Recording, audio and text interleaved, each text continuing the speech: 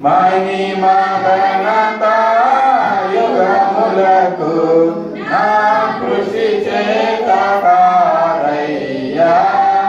ఏదైనా నీ కృప మాత్రమేనయ్యా. నీవు కటాక్షము చూపకపోయినా జీవముతో ఇలా బ్రతుకుట సాధ్యమా. నీవు కటాక్షము చూపకపోయినా జీవముతో ఇలా బ్రతుకుట సాధ్యమా. నీవే నన్ను నడిపించుచుండా, నీవే నన్ను నడిపించుచుండా, నే ఫలించెదా చనిపోకుండా, నే ఫలించెదా పడిపోకుండా. కార్యము సఫలము చేసే నీకు, కార్యము సఫలము చేసే నీకు మహిమా ఘనత యుగములకు, మహిమా ఘనత యుగములకు నా కృషి చేత కాదయ్యా. ఏదైనా నీ కృప మాత్రమేనయ్యా. నీవు తలాంతులు ఇయ్యకపోయినా గౌరవ ఘనతలు పొందుట సాధ్యమా. నీవు తలాంతులు ఇయ్యకపోయినా గౌరవ ఘనతలు పొందుట సాధ్యమా. నీవే నన్ను హెచ్చించుచుండా, నీవే నన్ను హెచ్చించుచుండా, లోబడి ఉండేదా త్వరపడకుండా, లోబడి ఉండేదా త్వరపడకుండా. కార్యము సఫలము చేసే నీకు, కార్యము సఫలము చేసే నీకు మహిమా ఘనత యుగములకు, మహిమా ఘనత యుగములకు నా కృషి చేత కాదయ్యా. ఏదైనా నీ కృప మాత్రమేనయ్యా. నీవు సహాయము చేయకపోయినా సుఖ సంతోషము కలుగుట సాధ్యమా. నీవు సహాయము చేయకపోయినా సుఖ సంతోషము కలుగుట సాధ్యమా.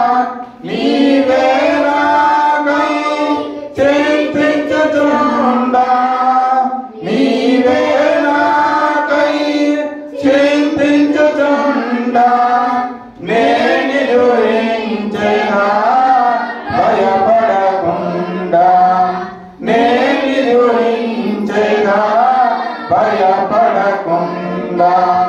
కార్యము సఫలము చేసే నీకు, కార్యము సఫలము చేసే నీకు మహిమా ఘనత యుగములకు, మహిమా ఘనత యుగములకు నా కృషి చేత కాదయ్యా. ఏదైనా నీ కృప మాత్రమేనయ్యా.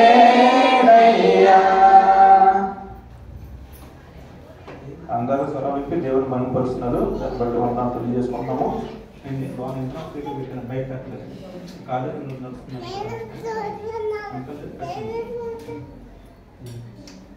ఇంకో పాట పాడమ్మా.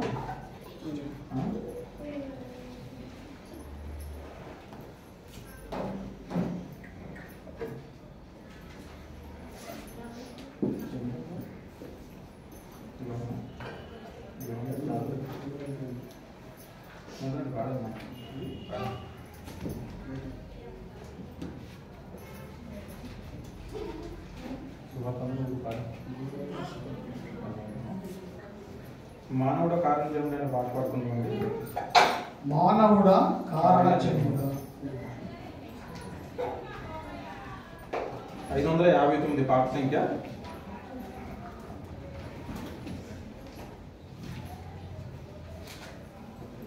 పాట సంఖ్య 559. దయచేసి అందరూ స్వరాలు విప్పండి, స్వరాలు విప్పి దేవుని మహింపరచండి. 559 పాట సంఖ్య. మానవుడ కారణ జన్ముడా నీ జన్మకు కారణముంది. మానవుడ కారణ జన్ముడా నీ జన్మకు కారణముంది. అర్థం తెలియక నీవు వ్యర్థముగా బ్రతుకకు. అర్థం తెలియక నీవు వ్యర్థముగా బ్రతుకకు. పరమార్థమున్నదని ప్రభు కొరకే బ్రతకమని. పరమార్థమున్నదని ప్రభు కొరకే బ్రతకమని. మానవుడా కారణ జన్ముడా నీ జన్మకు కారణముంది. పువ్వులెందుకు కాయలెందుకు ఋతువులెందుకు కాయలెందుకు. పువ్వులెందుకు కాయలెందుకు ఋతువులెందుకు కాయలెందుకు. ఉన్నవన్నీ నీకోసమేనని నీవు దేవుని కోసమేనని. ఉన్నవన్నీ నీకోసమేనని నీవు దేవుని కోసమేనని. గమనించి తెలుసుకో, గ్రహించి మసులుకో. గమనించి తెలుసుకో, గ్రహించి మసులుకో. నీ జన్మకు కారణముంది. నీ జన్మకు కారణముంది.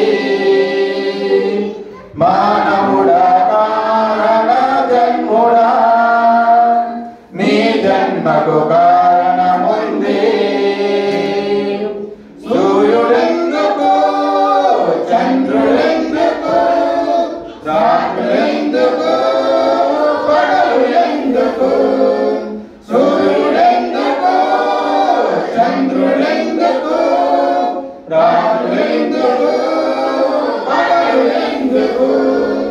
రాత్రి పగలు దేవుడే చేసెనని ఆ దేవుని పనులు చేయాలని. రాత్రి పగలు దేవుడే చేసెనని ఆ దేవుని పని నీవు చేయాలని. ప్రభువుని ప్రకటించు, పాపిని రక్షించి. ప్రభువుని ప్రకటించు, పాపిని రక్షించు. పరలోకం చేర్చాలని, పరలోకం చేర్చాలని. మానవుడా కారణ జన్ముడా నీ జన్మకు కారణముంది. మానవుడా కారణ జన్ముడా నీ జన్మకు కారణముంది. అర్థం తెలియక నీవు వ్యర్థముగా బ్రతుకకు. అర్థం తెలియక నీవు వ్యర్థముగా బ్రతుకకు. పరమార్థమున్నదని ప్రభు కొరకే బ్రతకమని. పరమార్థమున్నదని ప్రభు కొరకే బ్రతకమని. మానవుడా కారణ జన్ముడా నీ జన్మకు కారణముంది. మానవుడా కారణ జన్ముడా నీ జన్మకు కారణముంది.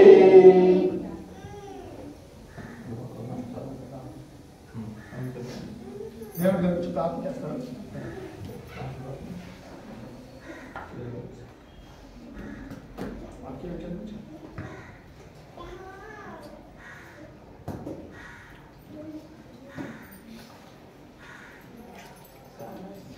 కూడి వచ్చిన సహోదరి సహోదరులకు క్రీస్తు పేరిట శుభాభివందనములు తెలియజేసుకుంటున్నాను. ఈ సమయమున అందరు తల వంచండి అయితే కనుక ప్రార్థన చేసుకుంటాం. గనుడు మహాగనుడమైన ప్రియ పరలోకమందున మహా గొప్ప దేవ, మీ పాదలకు వందలైన ఇదిగో తండ్రి, మరి ఈ యొక్క ప్రాంతము అనగా దేవ, మరి సబ్బవరము తండ్రి, మరి ప్రాంతంలో మీ యొక్క సంఘములో ప్రభా, మరి నిన్నటి దినం నుంచి ఈ దినం వరకు చక్కగాను మీ యొక్క లేఖనాలు దేవా, మరి మీ యొక్క కుమారులు మీ యొక్క సేవకులు వివరిస్తూ ఉన్నారు. అలాగే దేవా, మరి రెండవ దినం అనగా ఈ దినము కూడా తండ్రి, మరి మీ యొక్క సేవకులు ప్రభా, మరి మీ యొక్క లేఖనాలు వివరిస్తున్నట్టు పెట్టి మీకు స్తోత్రములు తెలియజేసుకుంటున్నాము.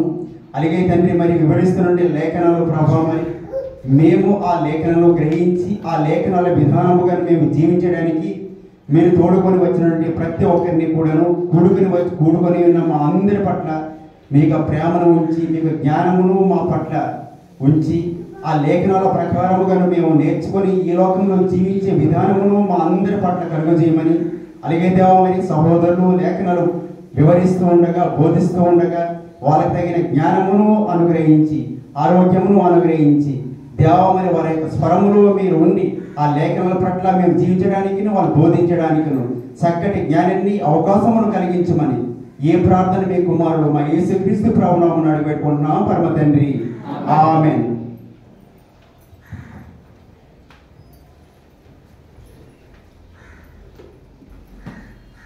సహోదరు దేవుడి గారు ప్రార్థన చేసి దేవుడు మహిమపరిచారు.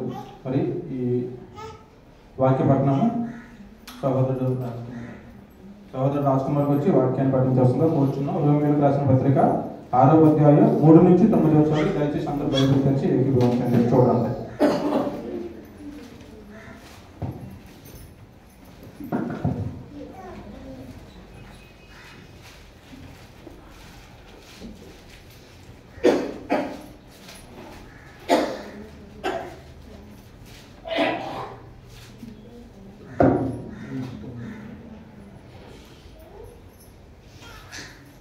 క్రీస్తు యేసులోనికి బాప్తిజం పొందిన మనమందరము ఆయన మరణంలోనికి బాప్తిజం పొందుతామని మీరు ఎదుగుదా. కాబట్టి తండ్రి మహిమ వల్ల క్రీస్తు మృతుల్లో నుండి ఎలాగూ లేపబడినో అలాగే మతమును నూతన జీవం పొందిన వారమే నడుచుకున్నట్లు మనము బాప్తిజం వలన మరణంలో పాలు పొందుటకే ఆయనతో కూడా పాతిపెట్టబడుతుంది. మరియు ఆయన మరణం యొక్క సాదృశ్యమందు ఆయనతో ఐక్యము గలవారమైన ఎడల ఆయన పునరుత్థానం యొక్క సాదృశ్యమందును ఆయనతో ఐక్యం గలవారమై ఉందుము.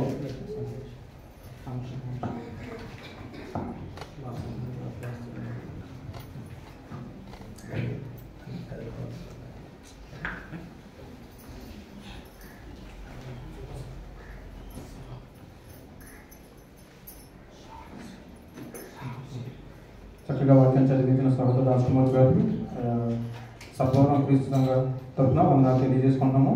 మరియు వాక్య నిమిత్తమై వాక్యాన్ని వివరించే బ్రదర్ని దేవుడు చక్కగా వాడుకోవాలని, మరి చక్కని ఆరోగ్యం తెచ్చాలని, మరి అతను చెప్పబడిన వాక్యము అందరి హృదయాల్లో చక్కగా ఫలింపు చేయాలని, మరి క్రీస్తు సంఘ శుభార్థికులు ఆర్థిక ప్రసలుగా నుంచి క్లుప్తంగా ప్రార్థన చేసి వాక్యాన్ని ప్రారంభించవలసిందిగా కోరుచున్నాను.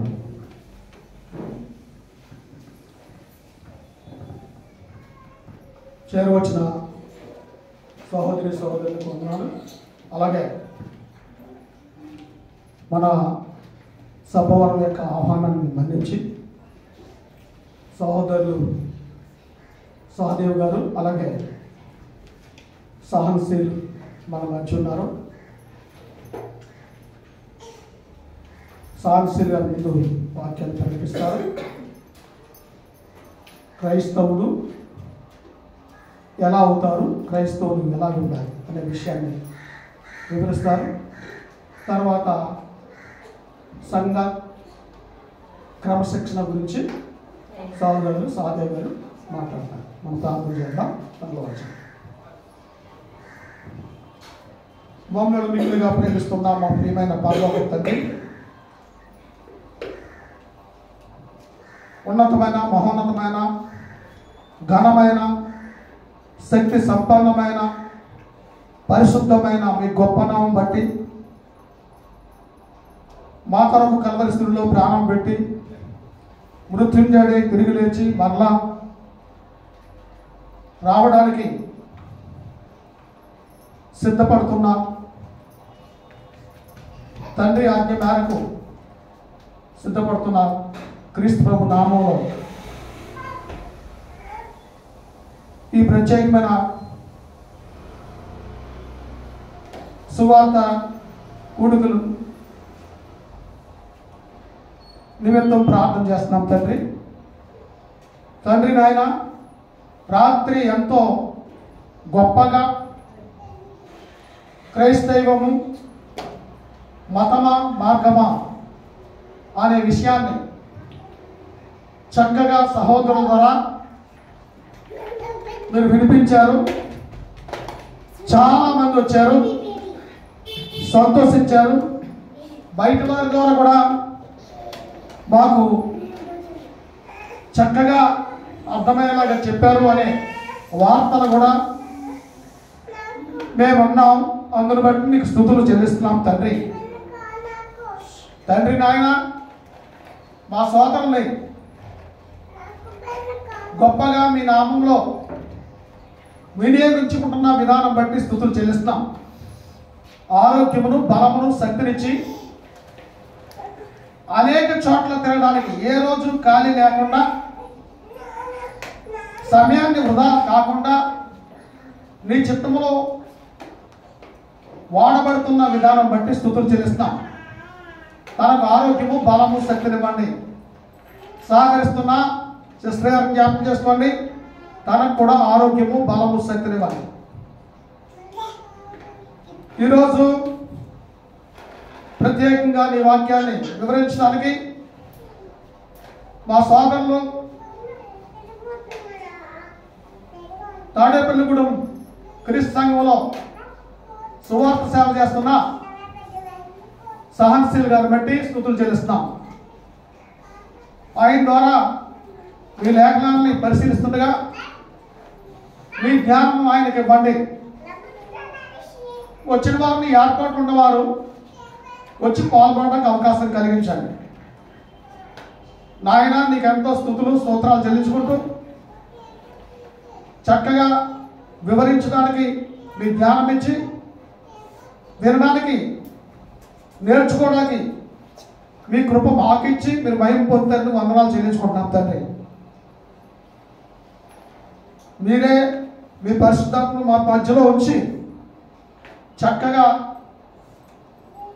ఈ యొక్క సమయాన్ని వినియోగించుకోవడానికి సహాయం చేస్తారు.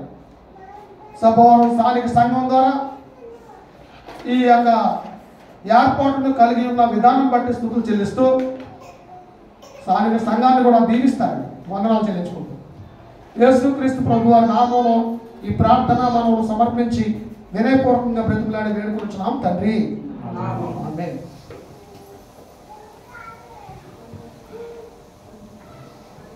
మరి సంఘ సభ్యులుగా చక్కగా ప్రార్థన చేశారు. సంఘం తరపు వందనాలు తెలియజేసుకుంటున్నాము. మరి ఈ సమయంలో సహోదరులు వచ్చి వాక్యాన్ని వివరిస్తారు. మన వాక్యాన్ని వివరించినప్పుడు బేసిక్గా మనం ఏదైనా మంచి పని చేస్తున్నామంటే అనేక రకమైన డిస్టర్బెన్స్లు మనకు ఏర్పడుతూ ఉంటాయి. సో ఈరోజు మనం దేవుడి పని చేస్తున్నాం కాబట్టి అపవాది పీడితులు ఎక్కువ పనిచేసే అవకాశాలు ఉంటాయి అన్నమాట. అంటే ఏ విధంగా అంటే మన రోడ్డు దగ్గరగా ఉన్నాము, రకరకమైన సౌండ్లు, విచిత్రమైన సౌండ్లు వస్తూ ఉంటాయి. మన హృదయాలు, మన మనసులో ఇక్కడే కేంద్రీకృతం చేసుకొని సేవకులు చెప్పే వాక్యాన్ని చక్కగా వినాలని మనం చేసుకుంటాం. ఎందుకంటే వినటం వలన విశ్వాసం కలుగుతుంది. అదే క్రీస్తుని గురించి వినటం వలన మరి ఎక్కువ కలుగుతుందని మన లేఖనాలు తెలియజేయబడ్డాయి. కాబట్టి మనం ఇక్కడ కూడి ఉండడానికి మెయిన్ రీజన్ ఏంటంటే చక్కని అంశాన్ని తెలుసుకోవాలి. నిన్న కూడా చాలా చక్కని అంశాన్ని తెలుసుకున్నాం. ఫీడ్బ్యాక్ కూడా చాలా బాగుంది. మంచి వాక్యం బోధించారండి బోధకులు అని చెప్పి చాలా మంది అన్నారు. సో ఈ రోజు కూడా మంచి కాన్సెప్ట్ తీసుకున్నారు. క్రీస్తులో బాప్తిస్మం తీసుకున్న వాళ్ళు ఎలా ఉండాలి అనే అంశాన్ని సహోదర సహన్శీల్ గారు వచ్చి వివరించవలసిందిగా సంఘం తరఫున ఆహ్వానిస్తున్నాం. దయచేసి అతనికి హానర్గా అందరూ ఒకసారి క్లాప్స్ కొడితే అతను వస్తారు. దయచేసి క్లాప్స్ కొట్టండి.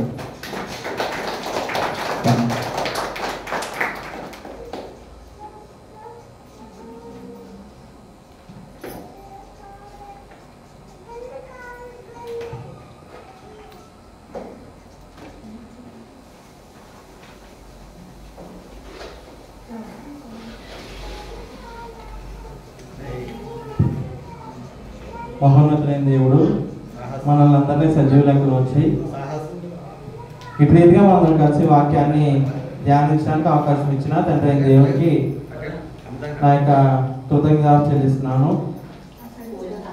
అదేవిధంగా దేవుని యొక్క వాక్యాన్ని నేర్చుకోవడానికి కూడి వచ్చిన ప్రతి ఒక్కరికి తాడేపల్లిగూడు మహాలక్ష్మి నగర్ ఉన్నటువంటి క్రీస్తు ప్రభు సంఘం తరఫున మీ అందరికీ వందనాలు తెలియజేస్తున్నాను.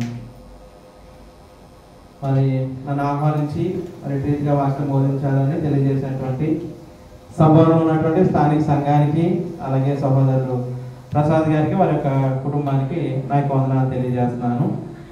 ఈ సమయంలో కొద్ది నిమిషాలు మనం దేవుని యొక్క వాక్యాన్ని ఆలోచన చేయడానికి ప్రయత్నం చేద్దాం. మన మనసులను హృదయాలను ఇక్కడే కేంద్రీకరించి వాక్యాన్ని నేర్చుకోవడానికి ప్రయత్నం చేద్దాం.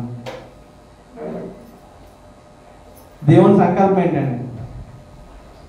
దేవుని ప్లాన్ ఏంటి? దేవుని సంకల్పం ఏంటి? మానవుడి పట్ల దేవుని సంకల్పం ఏంటి? అందరూ మారాలి, అంతటను మారాలి. మానవుడి పట్ల దేవుని సంకల్పం ఏముందంటే ఆయన యొక్క కుమారులు కుమార్తెలు ప్రతి ఒక్కరు జీవించాలి, అందరూ మారు మనసు పొందాలి. ఎలాంటి కుమారులు కుమార్తెలుగా ఉండాలంటే ఆయన యొక్క ప్రియ కుమారుడు యేసుక్రీస్తు లాంటి కుమారులు కుమార్తెలుగా జీవించాలి అనేది ఆయన యొక్క సంకల్పము, ఆలోచన అయి ఉంది. అయితే ఆయన యొక్క సంకల్పం ప్రకారం, ఆలోచన ప్రకారం ఆయన యొక్క మొదటిగా ఆదాముని హవ్వని చేయడం జరిగింది. తర్వాత అనేక మంది మానవులు ఈ భూమి మీదకి రావడం జరిగింది. ఆ మానవుని దేవుడు ఎలా సృష్టించాడంటే ఆయన యొక్క స్వరూపమందు ఆయన యొక్క పోలికనందు ఆయన సృజించడం జరిగింది. అంటే దేవుని యొక్క లక్షణాలతోటి పరిశుద్ధుడిగాను, యథార్థవంతుడిగాను, న్యాయవంతుడిగాను, నీతిమంతుడిగాను దేవుడు ఎలాగైతే ఉన్నాడో అలాగే ప్రతి మానవుని ఆయన సృష్టించడం జరిగింది. అంటే దేవుని పోలిక చొప్పున, ఉదాహరణకి బిడ్డలు ఎవరన్నా మనం అప్పుడే పుట్టిన బిడ్డలు చూసాం అనుకోండి, ఏమని అంటూ ఉంటాం? మీ అమ్మగారి పోలిక వచ్చిందండి, వాళ్ళ నాన్నగారి పోలిక వచ్చిందండి, వాళ్ళ తాతయ్య గారి పోలిక వచ్చిందండి, అలా పోలికల గురించి మనం మాట్లాడుతూ ఉంటాం. దేవుడు మనల్ని ఎలా సూచించాడంటే ఆయన పోలిక చొప్పున, ఆయన స్వరూపమందు ఆయన పోలిక చొప్పున ఆయన ఎలాగైతే ఉన్నాడో అలా మనం పుట్టించడం జరిగింది. అయితే ఆ మానవుడు ఏం చేశాడంటే పాపం చేసి పతనం అయిపోయాడు. దేవుడేమో యథార్థవంతుడిగా సృష్టించాడు, దేవుడు న్యాయవంతుడిగా సృష్టించాడు. అటువంటి మానవుడు ఏం చేశాడంటే పాపం చేసి పతనం అయిపోయాడు, పాపంలో కూరుకుపోయి ఉన్నాడు. దేవుడు ఆ పాపంలో ఉన్నటువంటి వ్యక్తిని అలాగే ఉంచేయాలని అనుకున్నాడా? దేవుడు ఆ పాపంలో ఉన్న వ్యక్తిని అలాగే ఉంచాలని ఆలోచన చేయలేదు. ఆ పాపంలో ఉన్న వ్యక్తిని రక్షించాలి, ఆ పాపంలో కూరుకుపోయిన వ్యక్తిని మరలా రక్షించాలి, మరలా పరిశుద్ధిగా చేయాలి, మరలా నీతిమంతుడిగా చేయాలనే ఆలోచనతోటి ఆయన ప్రియ కుమారుని లోకానికి పంపించడం జరిగింది. ఆయన మన పాపాల నిమిత్తం, మనం చేసిన పాపాల నిమిత్తం ఆయన ఈ లోకంలో బలి అవ్వడం జరిగింది. సిలువలో రక్తాన్ని కార్చారు, సిలువలో ఆయన యొక్క శరీరము నలగొట్టబడడం జరిగింది. ఆయన యొక్క రక్తంలో కడుగుబడిన ప్రతి వ్యక్తి మళ్ళా పరిశుద్ధుడు, నీతిమంతుడిగా అవుతాడు అనేది దేవుని యొక్క సంకల్పము, ఆలోచన అయి ఉంది. అయితే పాపం చేసాడు వ్యక్తి, పతనం అయిపోయాడు. ఆ పాపం చేసిన వ్యక్తి మళ్ళా పరిశుద్ధుడు కావాలంటే ఎలాగా? మళ్ళా నీతిమంతుడు కావాలంటే ఎలాగా? మళ్ళా ఎటువంటి పాపం చేయని వ్యక్తిగా తీర్చబడాలంటే ఎలాగా? దానికి ఓ ప్రక్రియ ఉందండి. ఏంటది? ఏంటండి? ఒక వ్యక్తి ఆపదలో ఉన్నాడు, ఎక్కడో ఓ బురదలో కూరుకుపోయాడు, లేకపోతే ఓ ఊరిలో కూరుకుపోయాడు, ఎక్కడైనా ప్రమాదకరమైన పరిస్థితిలో ఉన్నాడు. ఏమని అరుస్తాడు? కాపాడండి, రక్షించండి అని అరుస్తాడు. అలాగే ఓ వ్యక్తి పాపంలో కూరుకుపోయాడు, పాపంలో పతనం అయిపోయాడు, పాపంలో ఉండిపోయాడు, ప్రమాదకరమైన స్థితిలో ఉన్నాడు. ఆ వ్యక్తిని దేవుడు ఎలా రక్షిస్తున్నాడు? దేవుడు ఎలా రక్షిస్తున్నాడంటే క్రీస్తు ప్రభు యొక్క రక్తంలో కడగపరచబడి, క్రీస్తు ప్రభు యొక్క రక్తంలో బాప్తిసం పొందితే ఆ వ్యక్తి మళ్ళా రక్షించబడతాడు, ఆ వ్యక్తి మళ్ళా పరిశుద్ధిగా తీర్చబడతాడనే విషయాన్ని మనం ఆలోచన చేయవలసిన అవసరం ఉంది. అయితే రక్షణ పొందాలంటే ఒక 5 మెట్లు ఉన్నాయి. మనం మెట్లు ఎక్కితేనే పైకి వచ్చాం కదా. అలాగే ఓ వ్యక్తి రక్షణ పొందాలంటే ఒక 5 మెట్లు ఉంటాయి, ఒక 5 స్టెప్స్ ఉంటాయండి. ఏంటవి? పాపం చేసిన వ్యక్తి పతనం అయిపోయాడు, నాశనం అయిపోయాడు, పాపంలో కూరుకుపోయాడు. ఆ వ్యక్తి రక్షించబడాలంటే ఒక 5 స్టెప్స్ జరగాలి. ఒక 5 మెట్లు ఎక్కాలి. ఆ 5 మెట్లు ఎక్కితేనే ఆ వ్యక్తి రక్షించబడగలడు. ఓ వ్యక్తి ఆపదలో ఉన్నాడు, రక్షించబడాలంటే అతను సహాయం చేసినప్పుడు ఆ సహాయాన్ని అతను పొందుకోవాలి, ఆ సహాయాన్ని అందుకోవాలి, అప్పుడు బయటకు వచ్చే అవకాశం ఉన్నది. అలాగే పాపం నుండి పోయిన వ్యక్తి రక్షించబడాలంటే ఒక 5 మెట్లు ఉన్నాయి. ఏంటవి? ఒక వ్యక్తి రక్షించబడాలంటే ఒక 5 మెట్లు ఎక్కాలి. ఏంటవి? మీరు చెప్పాలి, మీరు చెప్పకపోతే నేను ముందుకెళ్ళను. ఇంకా మారుమనసు పొందాలి.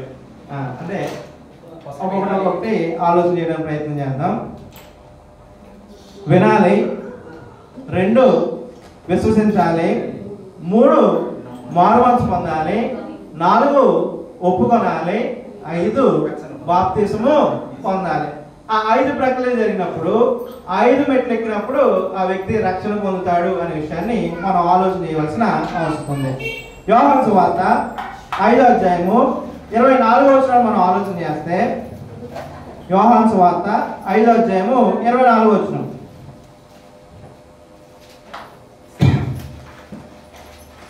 కాబట్టి 5:24 నా మాట విని నన్ను పంపిన వాని యందు విశ్వాసం ఉంచువాడు నిత్య జీవము గలవాడు. వాడు తీర్పులోనికి రాక మరణంలో నుండి జీవములోనికి దాటి ఉన్నాడని మీతో నిశ్చయంగా చెప్పుచున్నాను. నా మాట విని నన్ను పంపిన వాని యందు విశ్వాసం ఉంచువాడు. ఎవరి గురించి మనం వినాలి? మొదట ఏం చేయాలనుకున్నాం? మొదటి మెట్టు ఏంటి? వాక్యాన్ని వినాలి. ఎవరి గురించి వినాలి? యేసుక్రీస్తుని గురించి వినాలి. యేసుక్రీస్తు వారు ఈ భూమి మీదకి ఎందుకు వచ్చారు?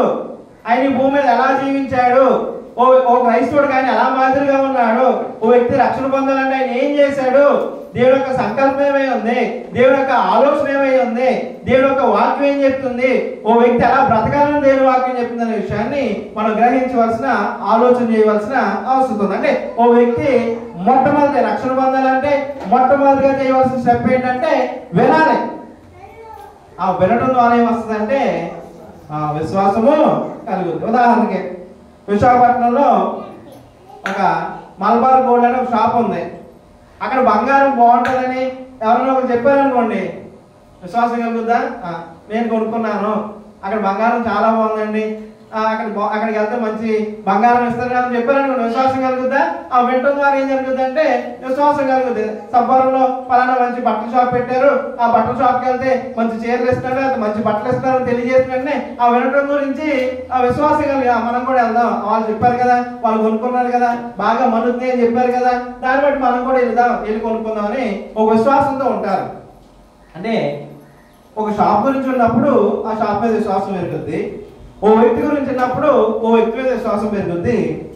క్రీస్తు గురించి అంటే క్రీస్తు గురించి విశ్వాసము పెరుగుద్ది. వాక్యం అంటే మనకి విశ్వాసం పెరుగుద్ది. ఫస్ట్ స్టెప్ ఏం చేయాలంటే వాక్యాన్ని వినాలి, వాక్యం మీద శ్రద్ధ పెట్టాలి. ఏం చెప్తున్నారు? సత్యమైన చెప్తున్నారా, అసత్యమైన చెప్తున్నారా, మనకు అవసరమైనది చెప్తున్నారా, అవసరం లేని చెప్తున్నారా, లేదా ఏ కహానీలు స్టోరీస్ చెప్తున్నారా అని పరిశీలన చేసుకోవాలి. ఆ వాక్యాన్ని జాగ్రత్తగా వినాలి. ఆ విన్నటువంటి వాక్యాన్ని ఏం చేయాలంటే విశ్వసించాలి. హెబ్రీ పత్రిక 11వ అధ్యాయము 6వ వచనం మనం చూసినట్లయితే, హెబ్రీ పత్రిక 11వ అధ్యాయము 6వ వచనం చూద్దాం. 11:6 విశ్వాసము లేకుండా దేవునికి ఇష్టలై ఉండుట అసాధ్యము. దేవుని వద్దకు వచ్చేవాడు ఆయన ఉన్నాడనియు తన వెదుకువారికి ఫలము దయచేవాడని నమ్మాలి కదా. విశ్వాసమును బట్టి కాదు. ఇక్కడ మనం ఆలోచన చేసినట్లయితే వాక్యం వినాలి మొదటి స్టెప్. రెండవ స్టెప్ ఏంటంటే ఆ వాక్యాన్ని మనం విశ్వసించాలి. విశ్వాసం అనే మాటకు అర్థం ఏంటండి? విశ్వాసం అనే మాటకు అర్థం ఏంటి? విశ్వాసం అన్నది నిరీక్షింపబడే వాటి యొక్క నిజస్వరూపము, అదృశ్యమైనవి ఉన్నవాళ్ళకు రుజువునై ఉన్నది. ఇప్పుడు ప్రస్తుతం యవనస్తులు కానీ ప్రస్తుతం లోకం ఎలా ఉన్నారంటే అవన్నీ ఉన్నాయంటే నిజమేంటండి? దేవుడు ఉన్నాడంటానికి ఆధారాలు ఏంటండి? దేవుడు ఉన్నాడంటారా? లేదా మనం ప్రతివారం ప్రార్థనకి వెళ్ళాలంటారా? అసలు ఏంటండి ఇది? విశ్వాసం ఉండట్లేదు.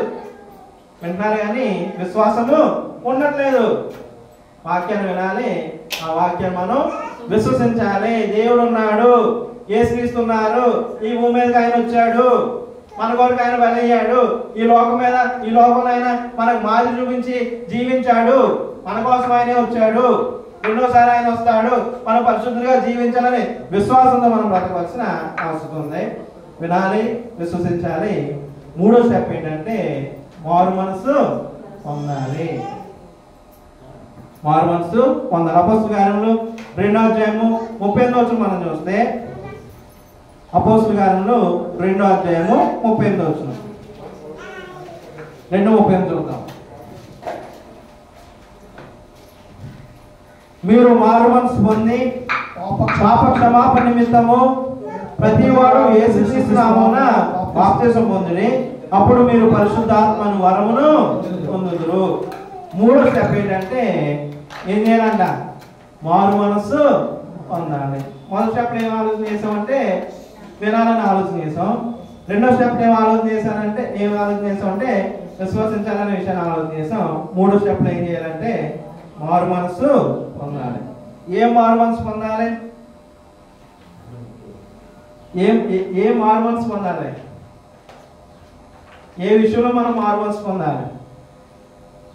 మన పాత జీవితం విషయంలో, మన పాపపు జీవితం విషయంలో, మన ఇంతకుముందు ప్రాచీన జీవితం విషయంలో మనము మారు మనసు పొందవలసిన అవసరం ఉంది.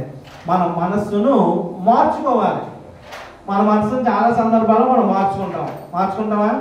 ఓ షాప్కి వెళ్దాం, ఓ చైర్ చూసాం, బాగుంది నచ్చిందని అనుకుంటాం, అది తీసేసుకున్నాం, ఓ ఫైనల్ డెసిషన్కి వచ్చేస్తాం.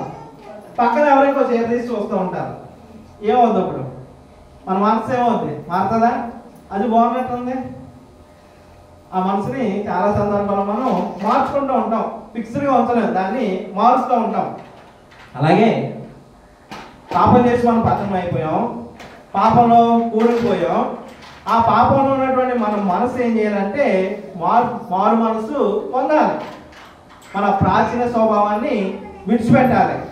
ప్రాచీన స్వభావాన్ని ఏం చేయాలంటే బాప్తిసం పొందినప్పుడు సమాధి చేయబడాలి. మన పాత స్వభావం, ప్రాచీన స్వభావము అంతా ఏం చేయాలంటే వదిలిపెట్టేయాలి, విడిచిపెట్టేయాలి.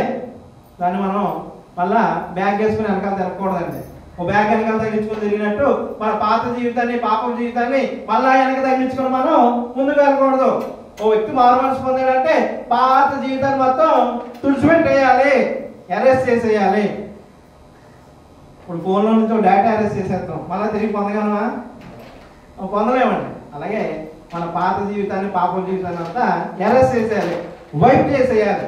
అలాగా మారు మనసు పొందాలంటే క్రీస్తులోని మనం బాప్తిజం పొందినప్పుడు, బాప్తిజం అనే ప్రక్రియ జరిగినప్పుడు, నీళ్ళలోని మనం వెళ్ళినప్పుడు ముంచబడతాం.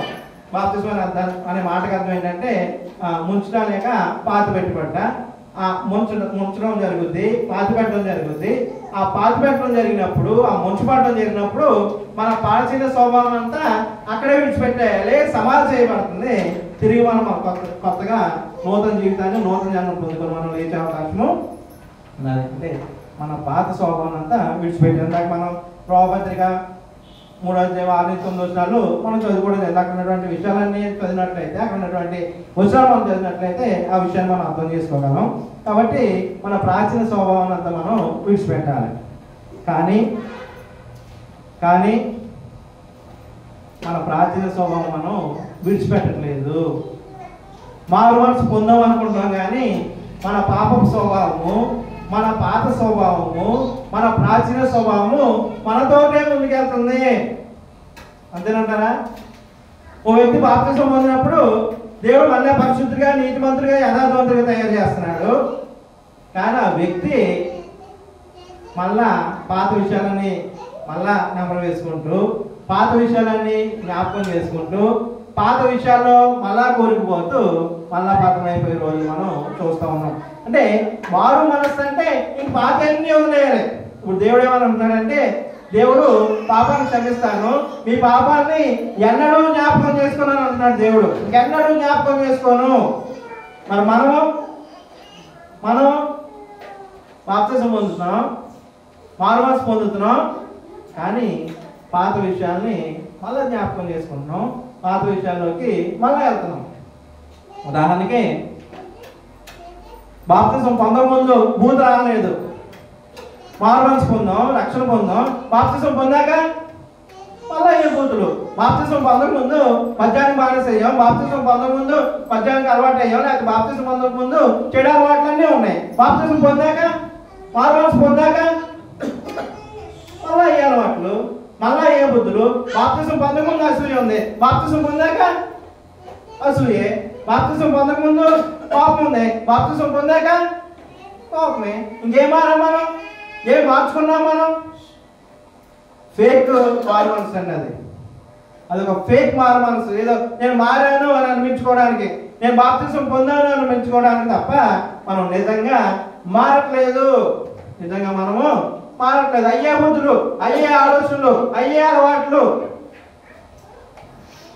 వాటితోనే మనము ముందు కొనసాగుతున్నాం. నిజంగా మనం మార్పు పొందడం లేదు.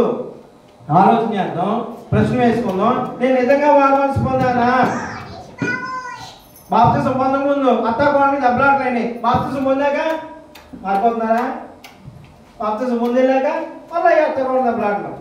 నాన్నగారు ఒక విషయం చెప్పారు. మన ఒక ఆయనకి ఒకసారి నేను అంతకుముందు ఒక 10 సంవత్సరాలు 20 సంవత్సరాల క్రితము బాప్తిజం ఇవ్వడానికి అందరూ వస్తున్నారు. ఒక ఆయన చుట్టు పట్టుకుని బాప్తిజం పొందడానికి వచ్చాడంట. ఆ చుట్టు తీసి ఆ గోడ మీద పెట్టాడంట, బాప్తిజం పొందాడంట. ఎంత చుట్టును తీసుకుని వెళ్ళిపోయాడంట. ఏమైనా మారు మనసు పొందినట్ట? ఏమైనా మారు మనసు పొందినట్ట? మన జీవితం అలాగే ఉందేమో. మన జీవితము అలాగే ఉందాం. ఏదో బాప్తిజం పొందాం, ఏదో మారు మనసు పొందాం, ఏదో రక్షణ పొందామని పేరు చెప్పుకున్నామేమో, కానీ మన జీవితం నిజంగా మారిందా లేదనే విషయాన్ని మనం ఆలోచన చేయవలసిన అవసరం ఉంది. కాబట్టి 3వ స్టెప్ ఏంటంటే మారు మనసు పొందాలి. నిజమైన మారు మనసు పొందాలి. నిజమైన మారు మనసు మనం పొందవలసిన అవసరం ఉంది. తర్వాత మనం ఆలోచన చేసినట్లయితే 4వ స్టెప్ యేసుక్రీస్తు వారు మనము ఒప్పుకోనాలి. యేసుక్రీస్తు బాప్తిజం పొందిన వాళ్ళు ఎంతమంది ఉన్నారండి ఇక్కడ? ఎంతమంది బతికిన వాళ్ళు ఉన్నారు, ఎంతమంది చచ్చిపోయిన వాళ్ళు ఉన్నారు? బతికిన వారు ఎంతమంది, చనిపోయిన వారు ఎంతమంది? అర్థం కాలే. బాప్తిజం పొందిన వాళ్ళు ఎంతమంది, పొందిన వారు ఎంతమంది? పొందిన వారు ఎంతమంది? బాప్తిజం పొందిన వారు ఓకే, ఎక్కువ శాతం బాప్తిజం పొందిన వారే ఇక్కడ ఉండడం జరిగింది. అంటే పాపం విషయంలో మనం చనిపోయిన వారమై ఉండాలి, నూతనంగా మనం జన్మించిన వారమై మనం ఉండవలసిన అవసరం ఉంది. బాప్తిజం పొందినప్పుడు మనం ఒప్పుకున్నాం లేదా? యేసుక్రీస్తు నా ప్రభువు, యేసుక్రీస్తు నా రక్షకుడు అని ఒప్పుకోవడం జరిగింది. 4వ స్టెప్లో క్రీస్తుని మనం ఒప్పుకోవాలి. మత్తయి సువార్త 10వ అధ్యాయము 32, 33 వచ్చిన మనం చూసినట్లయితే, మత్తయి సువార్త 10వ అధ్యాయము 32, 33 వచ్చిన మనం చూసినట్లయితే, మనుషులు ఎదుట నన్ను ఒప్పుకున్నవాడెవడో పరలోకమందున్న నా తండ్రి ఎదుట నేను వారిని ఒప్పుకందును. మనుషులు ఎదుట ఎవడన్నా ఎరుగునన్నో వారిని పరలోకమందున్న నా తండ్రి ఎదుట నేను ఎరుగునందును. ఎవరైతే మనుషులందు నన్ను ఒప్పుకుంటారో పరలోకమందు దేవుని వద్ద నేను వారిని ఒప్పుకుంటాను అనే విషయాన్ని ఇక్కడ యేసుక్రీస్తు లేఖనంలో తెలియజేయడం జరిగింది. కాబట్టి ఆ రక్షణ పొందే ప్రక్రియలో 4వ స్టెప్ ఏంటంటే యేసుక్రీస్తును మన ప్రభువుగా ఒప్పుకోవాలి. ఆఖరి మెట్టు ఏంటంటే బాప్తిజం పొందాలి. ఈ 4 స్టెప్లో పూర్తి చేసి బాప్తిజం పొందకపోతే ఉపయోగం ఉందా? ఓ కూర ఉన్నాం, అన్నీ వేస్తాం, ఉప్పు వేయకుండా ఉంటే దాని రుచి వస్తుందా? లేడీస్ చెప్పాలి. అన్నీ వేసారు, అంటే మసాలా వేసారు, కారం వేసారు, దానికి కావాల్సిన అన్నీ వేసారు, ఉప్పు వేయకుండా వదిలిపెట్టేస్తే దానికి ఏమైనా రుచి వస్తుందా? టేస్ట్ ఉంటుందా? దాన్ని తినడానికి పనికి వస్తుందా? నేను వాక్యం విన్నానండి, నేను విశ్వసించానండి, నేను మారు మనసు పొందానండి, క్రీస్తుని ప్రభువుగా ఒప్పుకున్నానండి, నేను బాప్తిజం పొందను. బాప్తిజం పొందకపోతే దేవుడికి మనకి ఎటువంటి సంబంధము లేదు. మనం ఎన్ని సంవత్సరాల నుంచి చర్చకు వచ్చినా, మనం ఎన్ని సంవత్సరాల నుంచి సంఘానికి వస్తున్నా, మనం ఎన్ని సంవత్సరాల నుంచి చందా చేస్తున్నా, ఎన్ని సంవత్సరాల నుంచి ప్రార్థన పెట్టుకొని పలహారం పంచుతున్నా, అయ్యేవి దేవుడికి అవసరం లేదండి. ఓ వ్యక్తి మారు మనసు పొందాలి, ఓ వ్యక్తి బాప్తిజం పొందాలి. ఓ వ్యక్తి బాప్తిజం పొందకుండా దేవుడికి ఆ వ్యక్తికి సంబంధమే లేదు అనే విషయాన్ని మనం గ్రహించాలి. బాప్తిసము పొందాలి. 5వ స్టెప్, ఆ వ్యక్తి బాప్తిసం పొందినప్పుడు ఆ వ్యక్తి సంఘములో చేర్చబడతాడు అనే విషయాన్ని మనం ఆలోచన చేయాలి. అంటే మొదటిగా మనం ఏం ఆలోచన చేసామంటే, ఓ వ్యక్తి రక్షణ పొందాలంటే ఒక 5 స్టెప్స్ ఉన్నాయి. ఇందాక మీరు చెప్పలేదు కదా, ఇప్పుడు చెప్పండి. 5 స్టెప్స్ ఏంటి? వినాలి, విశ్వసించాలి, మారుమనసు పొందాలి, ప్రభువును ఒప్పుకోవాలి, బాప్తిసము తీసుకోవాలి. బాప్తిసం తీసుకోవాలి.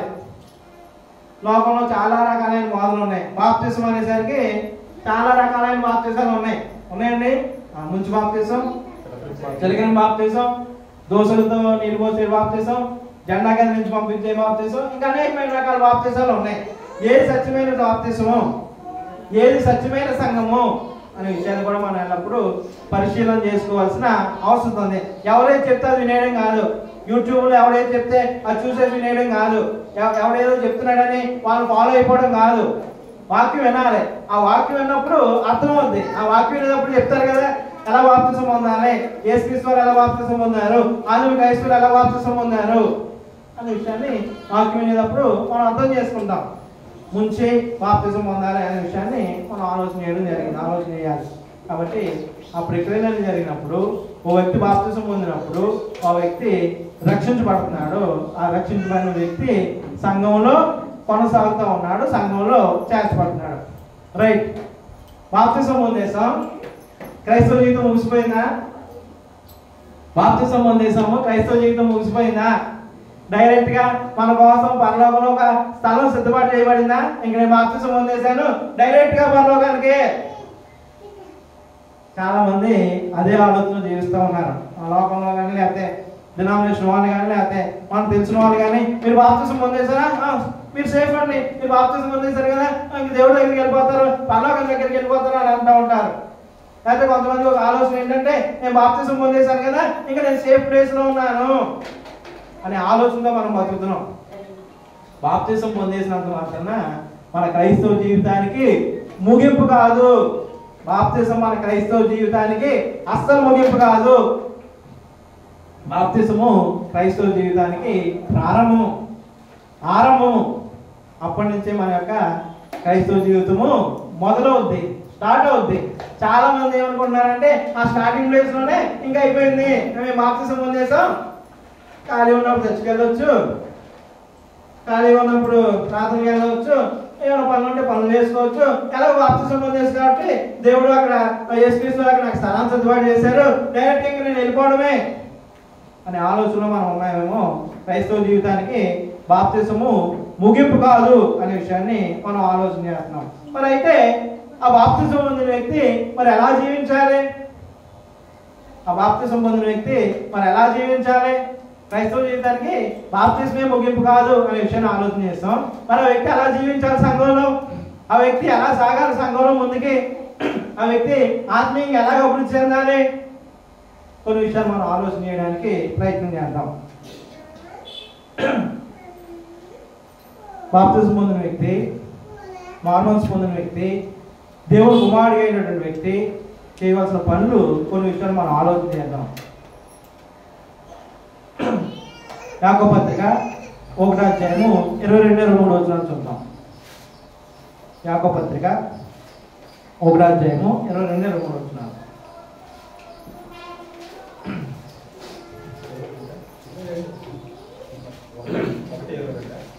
యాకోబు పత్రిక 1:22. మీరు వినువారు మాత్రమే ఉండి మిమ్మును మీరు మోసపుచ్చుకొనకుండా వాక్య ప్రకారం ప్రవర్తించువారునై ఉండుడి. చాలండి. మీరు వినువారు మాత్రమే ఉండి మిమ్మల్ని మీరు మోసపుచ్చుకొనకుడి, వాక్య ప్రకారము ప్రవర్తించువారునై ఉండుడి. ఇక్కడ రెండు విషయాన్ని, ఇక్కడ సందర్భాన్ని మనం ఆలోచన చేసినప్పుడు, ఓ క్రైస్తవుడు, ఓ బాప్తిసం పొందిన వ్యక్తి ఏం చేయాలంటే వాక్యాన్ని ధ్యానిస్తూ ఉండాలి, వాక్యాన్ని నేర్చుకుంటూ ఉండాలి. ఆ వాక్యాన్ని విన్నటువంటి వాక్యాన్ని హృదయంలో భద్రపరచుకోవడంలో జీవిస్తూ ఉండాలి. చాలా మంది ఏం చేస్తామంటే వాక్యాన్ని వింటాం, కిందకి వెళ్తాం, ఏం చేస్తాం, ఈ చదువుతాం, వాక్యాన్ని వింటాం, ఈ చదువుతున్న వాక్యాన్ని విడిచిపెట్టేస్తూ ఉంటాం. అంటే వాక్యాన్ని వింటున్నాం కానీ ఆ వాక్య ప్రకారం మనం జీవించడం లేదు. చాలా సందర్భాల్లో మనం వాక్యం వింటాం, వాక్యానికి విలువనిస్తాం, వాక్యానికి ఇంపార్టెన్స్ ఇస్తాం, వాక్యాన్ని నేర్చుకుంటాం, కానీ ఆ వాక్య ప్రకారం మనం జీవించిన వారమై ఉన్నాము. దేవుని వాక్యం ఏం చెప్తుంది? యథార్థవంతులుగా ఉండాలని చెప్తుంది. యథార్థవంతులుగా మనం జీవిస్తున్నామా? దేవుని వాక్యం ఏం చెప్తుంది? మీరు నీతివంతులుగా ఉండాలి, మీరు పరిశుద్ధులుగా ఉండాలని వాక్యం చెప్తుంది. ఆ వాక్య ప్రకారం మనం జీవిస్తున్నామా? చాలా సందర్భాల్లో సువార్థికులు వాక్యాన్ని బోధించినప్పుడు మేము అలా ఉండకూడదు, మేము గట్టిగా ఉండాలి, మేము స్ట్రాంగ్గా ఉండాలి, వాక్యంలో నిలకడగా ఉండాలని ఒక మంచి డెసిషన్ తీసుకొని ముందుకు వెళ్తాం. ఎవడో ఒకడు మనల్ని కదుపుతూ ఉంటారండి మన వెనకాల. ఎవడో ఒకడు మనల్ని కదిపేవాడు ఉంటాడు, ఎవడో ఒకడు మన విశ్వాసాన్ని చెడగొట్టేవాడు ఉంటాడు, ఎవడో ఒకడు మనం ఎంత స్ట్రాంగ్గా ఉన్నామన్నా ఎవడో ఒకడు మనల్ని గెలుగుతూ ఉంటాడు. ఏం చేస్తాం మనం? ఆ వాక్యంలో నిలకడగా ఉన్నామా? బాప్తిజం తీసుకున్నాం, మొదట్లో ఎంత స్ట్రాంగ్గా ఉంటున్నామో తర్వాత కూడా అంతే స్ట్రాంగ్గా ఉంటున్నామా? కొన్ని ఉదాహరణలు మనం ఆలోచన చేద్దాం. బాప్తిజం పొందిన కొత్తలో ఆ ఉత్తేజము, ఆ ఉత్సాహము చాలా భయంకరంగా ఉంటుంది. ప్రార్థన 10 గంటలకు, ఎన్ని గంటలకు వస్తాం బాప్తిజం పొందిన కొత్తలో అయితే? ఆరాధన 10 గంటలు కానీ ఎన్ని గంటలకు వస్తాం బాప్తిజం పొందిన కొత్తలో అయితే? ఓ పావుగంట ముందు, ఓ 10 నిమిషాల ముందు వచ్చేసి ప్రసాద్ గారు కుర్చీ సర్దారా, తొడవాలా, ఏమైనా పని చేయాలని ఒక అరగంట ముందు, పావుగంట ముందు వచ్చేసి పనులు చేసేటటువంటి పరిస్థితి. బాప్తిజం ముందు ఒక 5 సంవత్సరాలు అయ్యాక, బాప్తిజం ముందు ఒక 10 సంవత్సరాలు అయ్యాక వాళ్ళు ఉన్నారుగా, ఆ కొత్తగా బాప్తిజం ఉందరుగా, వాళ్ళు చేసుకుంటారులే, వాళ్ళు చూసుకుంటారులే, నాకేంటి పని, నేను సీనియర్ని కదా. సీనియర్ అయితే 2 కొమ్ములు వస్తాయి మనకి. సీనియర్ అంటే దేవుడు పరలోకం డైరెక్ట్గా ఇచ్చేస్తాడా? లేదండి. అంటే బాప్తిజం పొందిన కొత్తలో ఉన్న ఉత్సాహము, ఉత్తేజము ఉండే కొద్దీ దిగజారిపోతున్నాం. కానీ దేవుని వాక్యం ఏం చెప్తుందంటే మనం బాప్తిజం పొందిన కొత్తలో కంటే ఇంకా మనం మెరుగుపడాలి, ఇంకా మన స్థాయిని పెంచుకోవాలి, ఇంకా మన వాక్యంలో అభివృద్ధి చెందాలి, ఇంకా మనం అంతకంతకు పెరగాలి, కానీ అంతకంతకు దిగజారిపోయే స్థితిలో మనం ఉన్నాం. బాప్తిజం పొందిన కొత్తలో ఎక్కడైనా గృహ కోరికలు ఉన్నాయంటే నేను వస్తాను బ్రదర్ ఫోన్ చేసి వెళ్ళిపోతాం. బాప్తిజం పొందిన కొత్తలో దేవుడికి ఇచ్చే విషయంలో కరెక్ట్గా తీసి ఇచ్చేస్తాం. బాప్తిజం పొందిన కొత్తలో బైబిల్ చదువుతాం మానం. బాప్తిజం పొందిన కొత్తలో ప్రార్థన చేసుకుంటాం మానం. అలాగే ఉన్నామా? అలాగే ఉన్నామండి. అంటే బాప్తిజం పొంది కొన్ని సంవత్సరాలు అయ్యాక ఆ ఉత్సాహము, ఆ ఉత్తేజము తగ్గిపోతుందండి.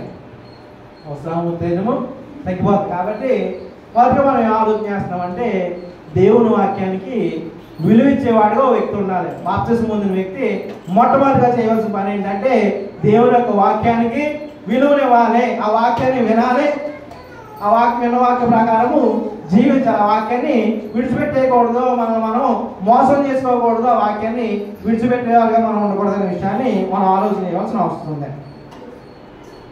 అంటే వాక్యాన్ని మనం చాలా సందర్భాల్లో ఇంపార్టెన్స్ ఇవ్వమండి.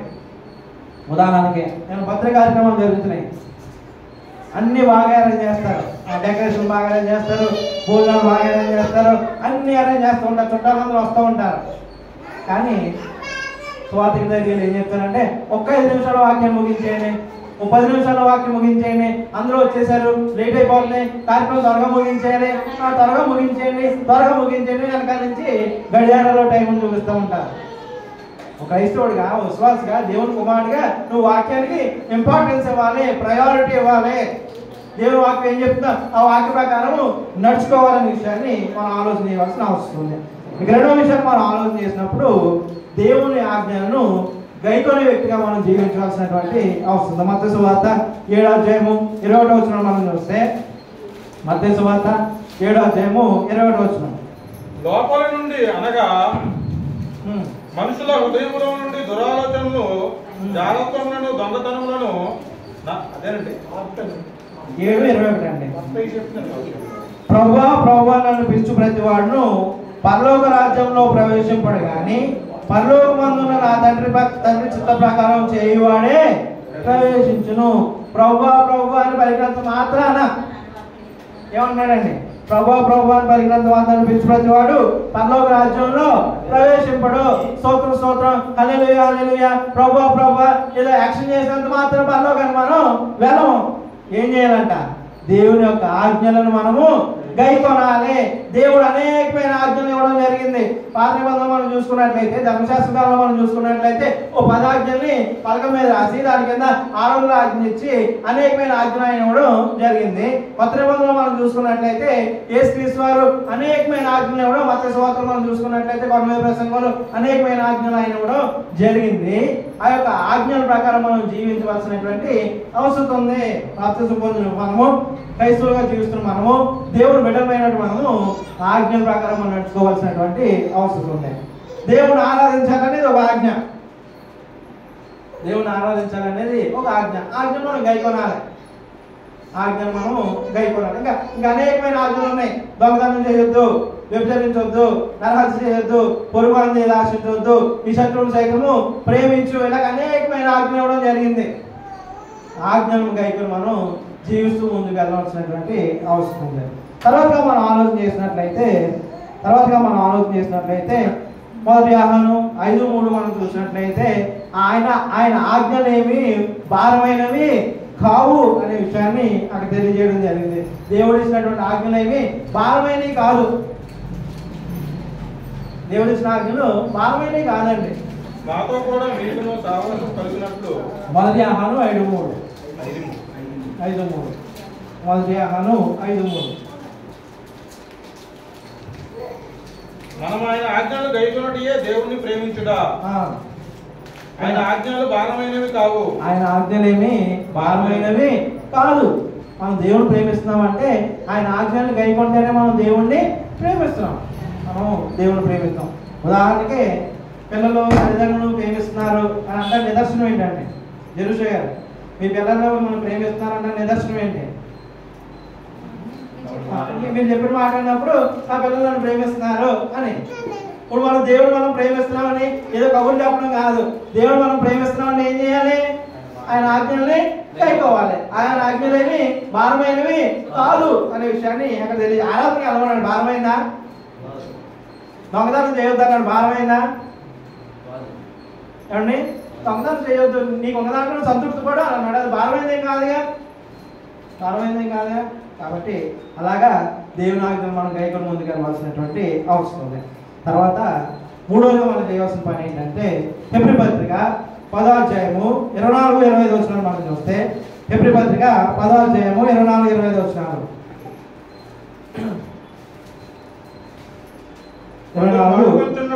కొందరు మానుకొనుచున్నట్టుగా సమాజంగా కూడట మానక ఒకరికొకడు హెచ్చరించుచు ఆ దినము సమీపించుట మీరు చూచిన కొలది మరి ఎక్కువగా అలాగ చేయొచ్చు. ప్రేమ చూపుటకును సత్కారం చేయుటకును ఒకరినొకడు పురుకొల్పాలని ఆలోచించము. కొందరు మానుకొనుచున్నట్టుగా సమాజంగా కూడుట మానక. మూడో విషయం ఏంటంటే, దేవుణ్ణి ఆత్మతోనూ సత్యముతోనూ ఆరాధించే విషయంలో నిర్లక్ష్యము వహించకూడదు. మన పనులన్నీ ఎప్పుడు వస్తాయి? పెళ్ళిళ్ళన్నీ ఎప్పుడు వస్తాయి? ఫంక్షన్లన్నీ ఎప్పుడు వస్తాయండి? ఎప్పుడు పెట్టుకున్నాం ఫంక్షన్లన్నీ? ఆదివారమే. మన చుట్టాలు వచ్చి ఇంటికి కార్డు ఇస్తారు. ఎప్పుడంటే ఫంక్షన్ ఆదివారమే. షాపింగ్ ఎప్పుడంటే ఆదివారమే. దినం భోజనాలు ఎప్పుడంటే ఆదివారమే. మనం దేవుడికి ఇంపార్టెన్స్ ఇస్తున్నామా, లేకపోతే ఆ కార్యక్రమాలకు ఇంపార్టెన్స్ ఇస్తున్నాం అనే విషయాన్ని మనం ఆలోచన చేయాలి. ఎక్కడేమో యేసుక్రీస్తు వారు ఉంటారు, దేవుడు ఉంటాడు, పరిశుద్ధాత్మ ఉంటాడు. యేసుక్రీస్తు వారి యొక్క శరీరాన్ని, రక్తాన్ని మనం జ్ఞాపకం చేసుకుంటూ ఆరాధనలో పాల్గొనవలసిన పరిస్థితి. దేవుడు నిన్ను కాపాడి, సంరక్షించి, పోషించి నువ్వు ఆత్మీయంగా అభివృద్ధి చెందగలిగేటట్లుగా, నీకు మంచి ఆరోగ్యం ఇచ్చి నువ్వు ఉద్యోగం చేసుకోగలిగేటట్లుగా నిన్ను కాపాడి సంరక్షిస్తున్నాడు దేవుడు. అటువంటి దేవుడిని ఆరాధించడం మానేసి ఎవడు ఫీల్ అవుతున్నాడని? ఆ వదిలి ఫీల్ అవుతుంది, అన్నయ్య ఫీల్ అవుతున్నాడు, అక్క ఫీల్ అవుతుంది, ఆడెవడో ఏలు విడిచినోడు ఫీల్ అవుతున్నాడు, ఆడెవడో చుట్టాలు ఫీల్ అవుతున్నారని దేవుడి పక్కన పెట్టేసి, యేసుక్రీస్తుని పక్కన పెట్టేసి, ఆరాధన పక్కన పెట్టేసి అలాంటి కార్యక్రమాలకు మనం వెళ్తున్నాం. అంటే చాలా సందర్భాల్లో దేవుణ్ణి ఆరాధించే విషయంలో నిర్లక్ష్యం వహిస్తున్నాం. ఆరాధనని నిర్లక్ష్యం వహిస్తున్నాం. చుట్టాలు వస్తారు, మనం ఆరాధన బయలుదేరే టైంకి ఏం చేస్తాం? చుట్టాలు ఇంటికి వచ్చారు, మనం ఆరాధనకి వెళ్ళే టైంకి ఏం చేయాలండి? మన ఆరాధన బయలుదేరతాం, తాళాడి బయటకు వచ్చాం, చుట్టాలు మన ఎదురుకుండా వస్తున్నారు మన ఇంటికి, ఏం చేయాలి? సరే రండి కూర్చోండి, ఆరాధన ఏం లేదు బయట పక్కన పడేసి వాళ్ళతో కబుర్లు చెప్పుకొని చికెన్ కావాలా, మటన్ కావాలా, ఫిష్ కావాలా, తలకాయ కావాలని చెప్పి వండి కూరలు పెట్టి ఆరాధన మానేస్తే హ్యాపీయా? మరి ఒక క్రైస్తవుడుగా, బాప్తిసం పొందిన వ్యక్తిగా, దేవుడు కుమారుడిగా ఏం చేయాలి? నిజమైన క్రైస్తవుడు ఏం చేస్తాడంటే, మేము ప్రార్థన చేస్తున్నాం, 12:30కి వస్తాం, మీరు వస్తే 12:30 రండి, లేదంటే ఈ కూడా తాళాలు, మీరు ఇంట్లో ఉండండి, మేము ఆరాధనకి వెళ్ళి వస్తాము, మీరు వంట చేసుకుని తింటే తినండి, అయితే వచ్చాక అందరం కలిసి వంట చేసుకుందామని వాళ్ళు ఇంట్లో పెట్టేసారి వెళ్ళిపోవాలి, వాళ్ళు వెళ్ళి తర్వాత రమ్మన్నా చెప్పాలి. మన విశ్వాసం ఎలా ఉంటుందంటే, పర్లేదులే, ఒక వారం ఆరాధన అనేది ఏమవుతులే, ఒక వారం ఆరాధన మనసు ఏమవుతులే అన్నట్టు మనం. కాబట్టి ఒక క్రైస్తవుడిగా, దేవుని బిడ్డగా మనం ఆరాధనని అస్సలు నిర్లక్ష్యం చేయకూడదు. అస్సలు నువ్వు బాప్తిసం పొందిన మొదలుకొని చనిపోయే వరకు ఎన్ని ఆదివారాలు అయితే ఈ భూమి మీద ఉన్నావో అన్ని ఆదివారం దేవుణ్ణి ఆరాధించాలి. ఏలూరులో జాషువా గారు మాకు వాక్యం బోధించారు. ఆయన చెప్పినప్పుడు నువ్వు ఏదైనా ఒక ఆరాధన రాలేదంటే అది ఆ రోజు నువ్వు భూమి మీద బతికలేవు, ఆ రోజు చనిపోతే నువ్వు ఆరాధనలో రావు, అప్పుడు వరకు నువ్వు ఆరాధనకి వెళ్ళాలి. ఒకే ఒక్క రోజున ఆరాధనకి వెళ్ళకపోవడానికి ఆ బెడ్ మీద ఉండి లేకపోతే ఆ ఒక్క రోజునే దేవుడు యాక్సెప్ట్ చేయగలడు, ఇంకే రోజున యాక్సెప్ట్ చేయడు. షాపింగ్కి వెళ్ళాను నో, ఫంక్షన్కి వెళ్ళాను నో, ఇంకెక్కడికి వెళ్ళాను కుదరదు, దేవుడు ఏమి యాక్సెప్ట్ చేయడు. గడ్డ మీద ఉండి లేకపోయాను ఆయన, నేను ఆరాధనకి వెళ్ళే పరిస్థితులు లేదు ఆయన అంటే అది ఒక్కటే యాక్సెప్ట్ చేయగలను, కానీ ఇంకెట్టి పరిస్థితులు దేవుడు దాన్ని యాక్సెప్ట్ చేయడు. సరే, ఆరాధనకు వచ్చిన ఆ ఆరాధన సమయాన్ని కత్తిరించేవారు కొంతమంది ఉంటారు.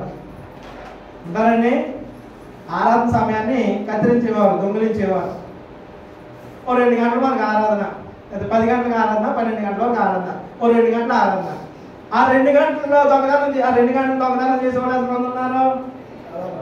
ఏమండి, ఎక్కడైనా అదే పరిస్థితి. 10 గంటలకు ఆరాధన, 10:15 కొంతమంది, 10:30 కొంతమంది, 11 గంటలు కొంతమంది, 11:30 కొంతమంది, ముగింపు ప్రార్థన కొంతమంది. అంటే దేవుడు 24 గంటలు ఇచ్చాడు రోజుకి, 24x7 168 గంటలు ఇచ్చాడు దేవుడు. ఆ 168 గంటల్లో 2 గంటలు మనం దేవుడు కేటాయించలేమా? 2 గంటలు, 168 గంటల్లో 2 గంటలు దేవుడు కేటాయించలేమండి. 166 గంటలు ఎవరి కోసం వాడుకుంటున్నాం? 166 గంటలు మన కోసమే, మనం రెడీ అవ్వడం కోసం, మనం తినడం కోసం, మనం స్నానం చేయడం కోసం, మనకు కావాల్సిన పని చేసుకోవడం కోసం, అంతా మన కోసమే. ఓ 2 గంటలు దేవుడు కేటాయించలేమా? కేటాయించగలమండి. ఓ 2 గంటల సమయాన్ని కేటాయించవచ్చు. అంటే 168 గంటలు కేవలం 2 గంటలు దేవుడు అడుగుతాడు, 2 గంటలు ఆరాధించాలని కోరుకుంటున్నాడు. ఆ 2 గంటలు కూడా ఆరాధించలేనటువంటి పరిస్థితిలో మనం ఉన్నామేమో. ఆరాధన ఏ సమయానికి వెళ్తున్నాం? ఆరాధనకి, దేవుని ఆరాధించడానికి ఏ సమయంలో మనం వెళ్తున్నాం అంటే, ఆరాధన అనే మాటగా అర్థం ఏంటంటే, అది ఆరాధన ప్రక్రియ అంటే ప్రారంభ ప్రార్థన నుంచి చివరి ప్రార్థన వరకు ఉంటేనే అది ఆరాధన. కొంతమంది ఏమనుకుంటారంటే వచ్చి రొట్టె దాక్షలు తీసుకుంటే సరిపోద్దని అనుకుంటారు. కొంతమంది వాక్యం వచ్చి వెళ్ళి ఆ తర్వాత రోజు తీసుకుంటే వెళ్ళిపోద్ది. కొంతమంది ఏమో కానుకేస్తే చాలు ఆరాధన అయిపోతుందని అనుకుంటారు. ఆరాధనలో 5 అంశాలు జరగాలి: ప్రార్థన, పాటలు, వాక్యము, ప్రభాత భోజనం, కానుకలు, ఇవన్నీ జరగాలి. అదే ఆరాధన. ఆరాధన సమయాన్ని దొంగిలించే వాళ్ళు అనేక మంది ఉన్నారు. ఇంకొక బ్యాచ్ ఉంటుంది. ఇంకొక బ్యాచ్ అంటే ఏదో భారంగా ఎవరో పుష్ చేస్తే, ఎవరో పంపిస్తా ఉంటే ఇంట్లో ఉన్న అమ్మ నాన్న లేపి ఆరాధనకి వెళ్ళు పద టైం అవుతుందంటే పుష్ చేస్తూ ఉంటే బలవంతంగా ఏదో ఉన్న దోసినట్టు వెనకాల నేను దోస్తే పుష్ చేసి ఏదో వెళ్ళాలి కాబట్టి, అప్పుడే ఆదివారం వచ్చేసిన, మొన్నే కదా ఆదివారం, మళ్ళీ ఆదివారం వచ్చేసిన, అప్పుడే ఆరాధనకి వెళ్ళాలా బాబోయ్. ఆరాధన అంటే 2 గంటలు నేను అలా కూర్చోవాలా, ఆ కుర్చీల్లో, ఆ ప్లాస్టిక్ కుర్చీల్లో 2 గంటలు కూర్చోవడమే అంటే భారంగా ఫీల్ అయ్యేవాళ్ళు అనేక మంది ఉన్నారు ఆరాధనకు రావడానికి. కీర్తన గ్రంథము 122 అధ్యాయము 1వ వచనం మనం చూస్తే, కీర్తన గ్రంథము 122:1 మనం చూస్తే దావీదు గారు మాట్లాడుతూ, యెహోవా మందిరమునకు వెళ్ళుదామని జనులు నాకు అన్నప్పుడు నేను సంతోషించింది. దావీదు గారిని దేవుని మందిరానికి వెళ్తామని చెప్పినప్పుడు జనులు ఆయన ఏం చేశారంటే సంతోషించండి, నేను దేవుని మందిరానికి వెళ్తున్నాను, నేను నా దేవుడి దగ్గరికి వెళ్తున్నాను, మహోన్నతుడైన దేవుడు, సర్వశక్తిమంతుడైన దేవుడు, నన్ను సృజించినటువంటి దేవుడు ఎక్కడ ఉన్నాడు, ఆ దేవుడిని ఆరాధించడానికి నేను వెళ్తున్నానని దావీదు గారు ఎంతో సంతోషించాడు. మనము ఏదో వెళ్ళాలి కాబట్టి, ప్రసాద్ గారు ఏమైనా ఫీల్ అవుతారు కాబట్టి, సహదేవుడు గారు ఏమైనా ఫీల్ అవుతారు కాబట్టి, అక్కడ ఉన్న వాళ్ళు ఎందుకు రాలేదని అడుగుతారు కాబట్టి, అలా కాదండి. మన దేవుని ఆరాధించడానికి వెళ్ళినప్పుడు సంతోషంగా ఆనందంగా వెళ్ళాలండి. నా దేవుడు అక్కడ ఉన్నాడు, యేసుక్రీస్తు వారు అక్కడ ఉన్నాడు, పరిశుద్ధాత్మ అక్కడ ఉన్నాడు, మా సహోదరులు అక్కడ ఉంటారు, సహవాసం అక్కడ కలిగి ఉంటాం, అందరూ అక్కడ దేవుడు కలిసి ఆరాధిస్తామనే సంతోషంతో దేవుని సన్నిధికి మనం వెళ్ళవలసినటువంటి అవసరం ఉంది. కాబట్టి 3 విషయాలు మనం ఆలోచన చేసాం. ఒక క్రైస్తవుడు దేవుడి వాక్యం విషయంలో, వాక్యాన్ని వినే విషయంలో నిర్లక్ష్యం వహించకూడదు, వాక్యాన్ని విలువనివ్వాలనే విషయాన్ని ఆలోచన చేస్తాం. రెండోది దేవుని యొక్క ఆజ్ఞల్ని గైకొనాలనే విషయాన్ని ఆలోచన చేస్తాం. మూడోది దేవుణ్ణి ఆరాధించే విషయంలో నిర్లక్ష్యము వహించకూడదనే విషయాన్ని మనం ఆలోచన చేయడం జరిగింది. తర్వాత ఒక క్రైస్తవుడు చేయవలసిన ఇంకొక పని ఏంటంటే ప్రార్థించే విషయంలో నిరతకంగా ఉండాలి. తెస్సలోనికీయులకు రాసిన మొదటి పత్రిక 5వ అధ్యాయము 15-16 వచనాలు మనం చూసినట్లయితే, తెస్సలోనికీయులకు రాసిన మొదటి పత్రిక 5వ అధ్యాయము 15-16 వచనాలు మనం చూసినట్లయితే, మొదటి తెస్సలోనిక 5:15 ఎవడనో కీడునకు 5:15 అండి. 16 చదవండి. ప్రతి విషయమునందు కృతజ్ఞతాస్తుతులు చెల్లించుడి. ప్రతి విషయమందును కృతజ్ఞతాస్తుతులు చెల్లించుడి. ఇలాగు చేయుట యేసుక్రీస్తునందు. ఇలాగు చేయుట యేసుక్రీస్తునందు. మీ విషయములో దేవుని చిత్తము. మీ విషయములో దేవుని చిత్తము. ప్రతి విషయంలో కృతజ్ఞతాస్తుతులు చెల్లించుడి. ప్రతి విషయంలో. ఏ విషయంలో అంటే ప్రతి విషయంలో దేవుని మనం కృతజ్ఞతాస్తుతులు చెల్లించాలి. ప్రార్థన చేసే విషయంలో నిర్లక్ష్యము వహించకూడదు. ఇందా చెప్పుకున్నాం కదా, బాప్తిజం పొందిన కొత్తలో బయటకు వెళ్తున్నట్టు ప్రార్థన, భోజనం చేసే ముందు ప్రార్థన, పడుకునే ముందు ప్రార్థన, ఏమైనా బ్రేక్ఫాస్ట్ చేస్తే ప్రార్థన, ఇంకా అన్నింటికి ప్రార్థనలే. తర్వాత కొంతకాలానికి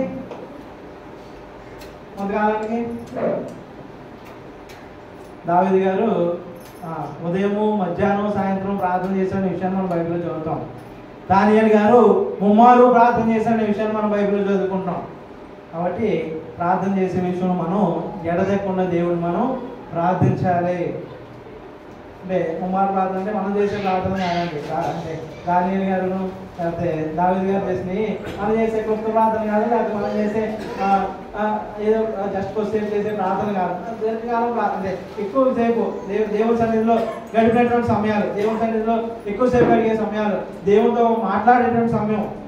మనం ఎంతసేపు చేస్తాం? మహైతే ప్రార్థన ఎంతసేపు చేస్తాం? ప్రార్థన ఏమండి ఎంతసేపు చేయగలం? మహైతే ప్రార్థన 2 నిమిషాలు, మహైతే 3 నిమిషాలు, చేయగలిగితే ఒక 5 నిమిషాలు ప్రార్థన చేస్తాం. ఒక మంచి ఫిష్ కూర వండి పెట్టారు మన ముందు, ఫోన్ చేయాలి, ప్రార్థన చేయాలి, ఎంతసేపు చేస్తాం? ఒక బిర్యానీ పెట్టారు మన ముందు, ప్రార్థన చేసుకుంటే ఎంతసేపు చేస్తాం? తండ్రి నాయన మంచి బిర్యానీ ఇచ్చావు, ఆమె తయారు చేసి పెట్టడం దీవించాను, ఆమె 2 సెకండ్ల ప్రార్థన, 3 సెకండ్ల ప్రార్థన, ఒక 1/2 నిమిషం ప్రార్థన, లేకపోతే నిమిషం ప్రార్థన. నేను చేస్తున్నాను పొద్దున, మధ్యాహ్నం, సాయంత్రం అని అనుకుంటాం. దేవుడితో మాట్లాడాలి. మన కష్టాలని ఎవరు తెలియజేయాలంటే దేవుడు తెలియజేయాలి. ప్రతి విషయంలో దేవుడు కృతజ్ఞత చెల్లించాలి. సంతోషకర సమయంలోను, బాధ సమయంలోను, దుఃఖకరమైన సమయంలోను, ఏ విషయంలోనైనా దేవుడికి మనము కృతజ్ఞతాస్తుతులు తెలియజేయాలి. మన విజ్ఞాపన దేవుడికి తెలియజేయాలి. ప్రార్థన దేవుడికి మనం ఎల్లప్పుడూ చెయ్యాలి, ఎడతెక్కకుండా చేయాలనే విషయాన్ని మనం ఆలోచన చేయాలి. మీరు శోధనలో ప్రవేశించుకునే నిమిత్తము ప్రార్థన చేయడానికి యేసుక్రీస్తు తన శిష్యులకి తెలియజేయడం జరిగింది. కాబట్టి ప్రార్థన మన నిర్లక్ష్యము చేయకూడదు. ప్రార్థనే మన ఆయుధమై ఉంది. ప్రార్థనే మన యొక్క ఆయుధం. మనకి ఏది కావాలన్నా ఎవరు ఫోన్ చేస్తాం? మన ఇంట్లో వాళ్ళైతే నాకు ఏది కావాలన్నా మా నాన్నగారు ఫోన్ చేస్తాను, మీకు ఏది కావాలన్నా మీ తల్లిదండ్రులు ఫోన్ చేయొచ్చు. ఆరోగ్యం కావాలంటే, జ్ఞానం కావాలంటే ఎవరు చేయలేరు. దేవుడు ఫోన్ చేయాలంటే ఎలాగా? ఏమైనా బ్యాలెన్స్ కావాలా? ఏమైనా రీఛార్జ్ కావాలా? ఏమండి అన్లిమిటెడ్ అండి, అన్లిమిటెడ్ టాక్ టైం దేవుడితో మాట్లాడాలంటే అర్ధరాత్రి 2 గంటలకు చేసి 2 గంటలు వేసి దేవా తండ్రి అంటే నేను ఉన్నా చెప్పాను అంటాడు.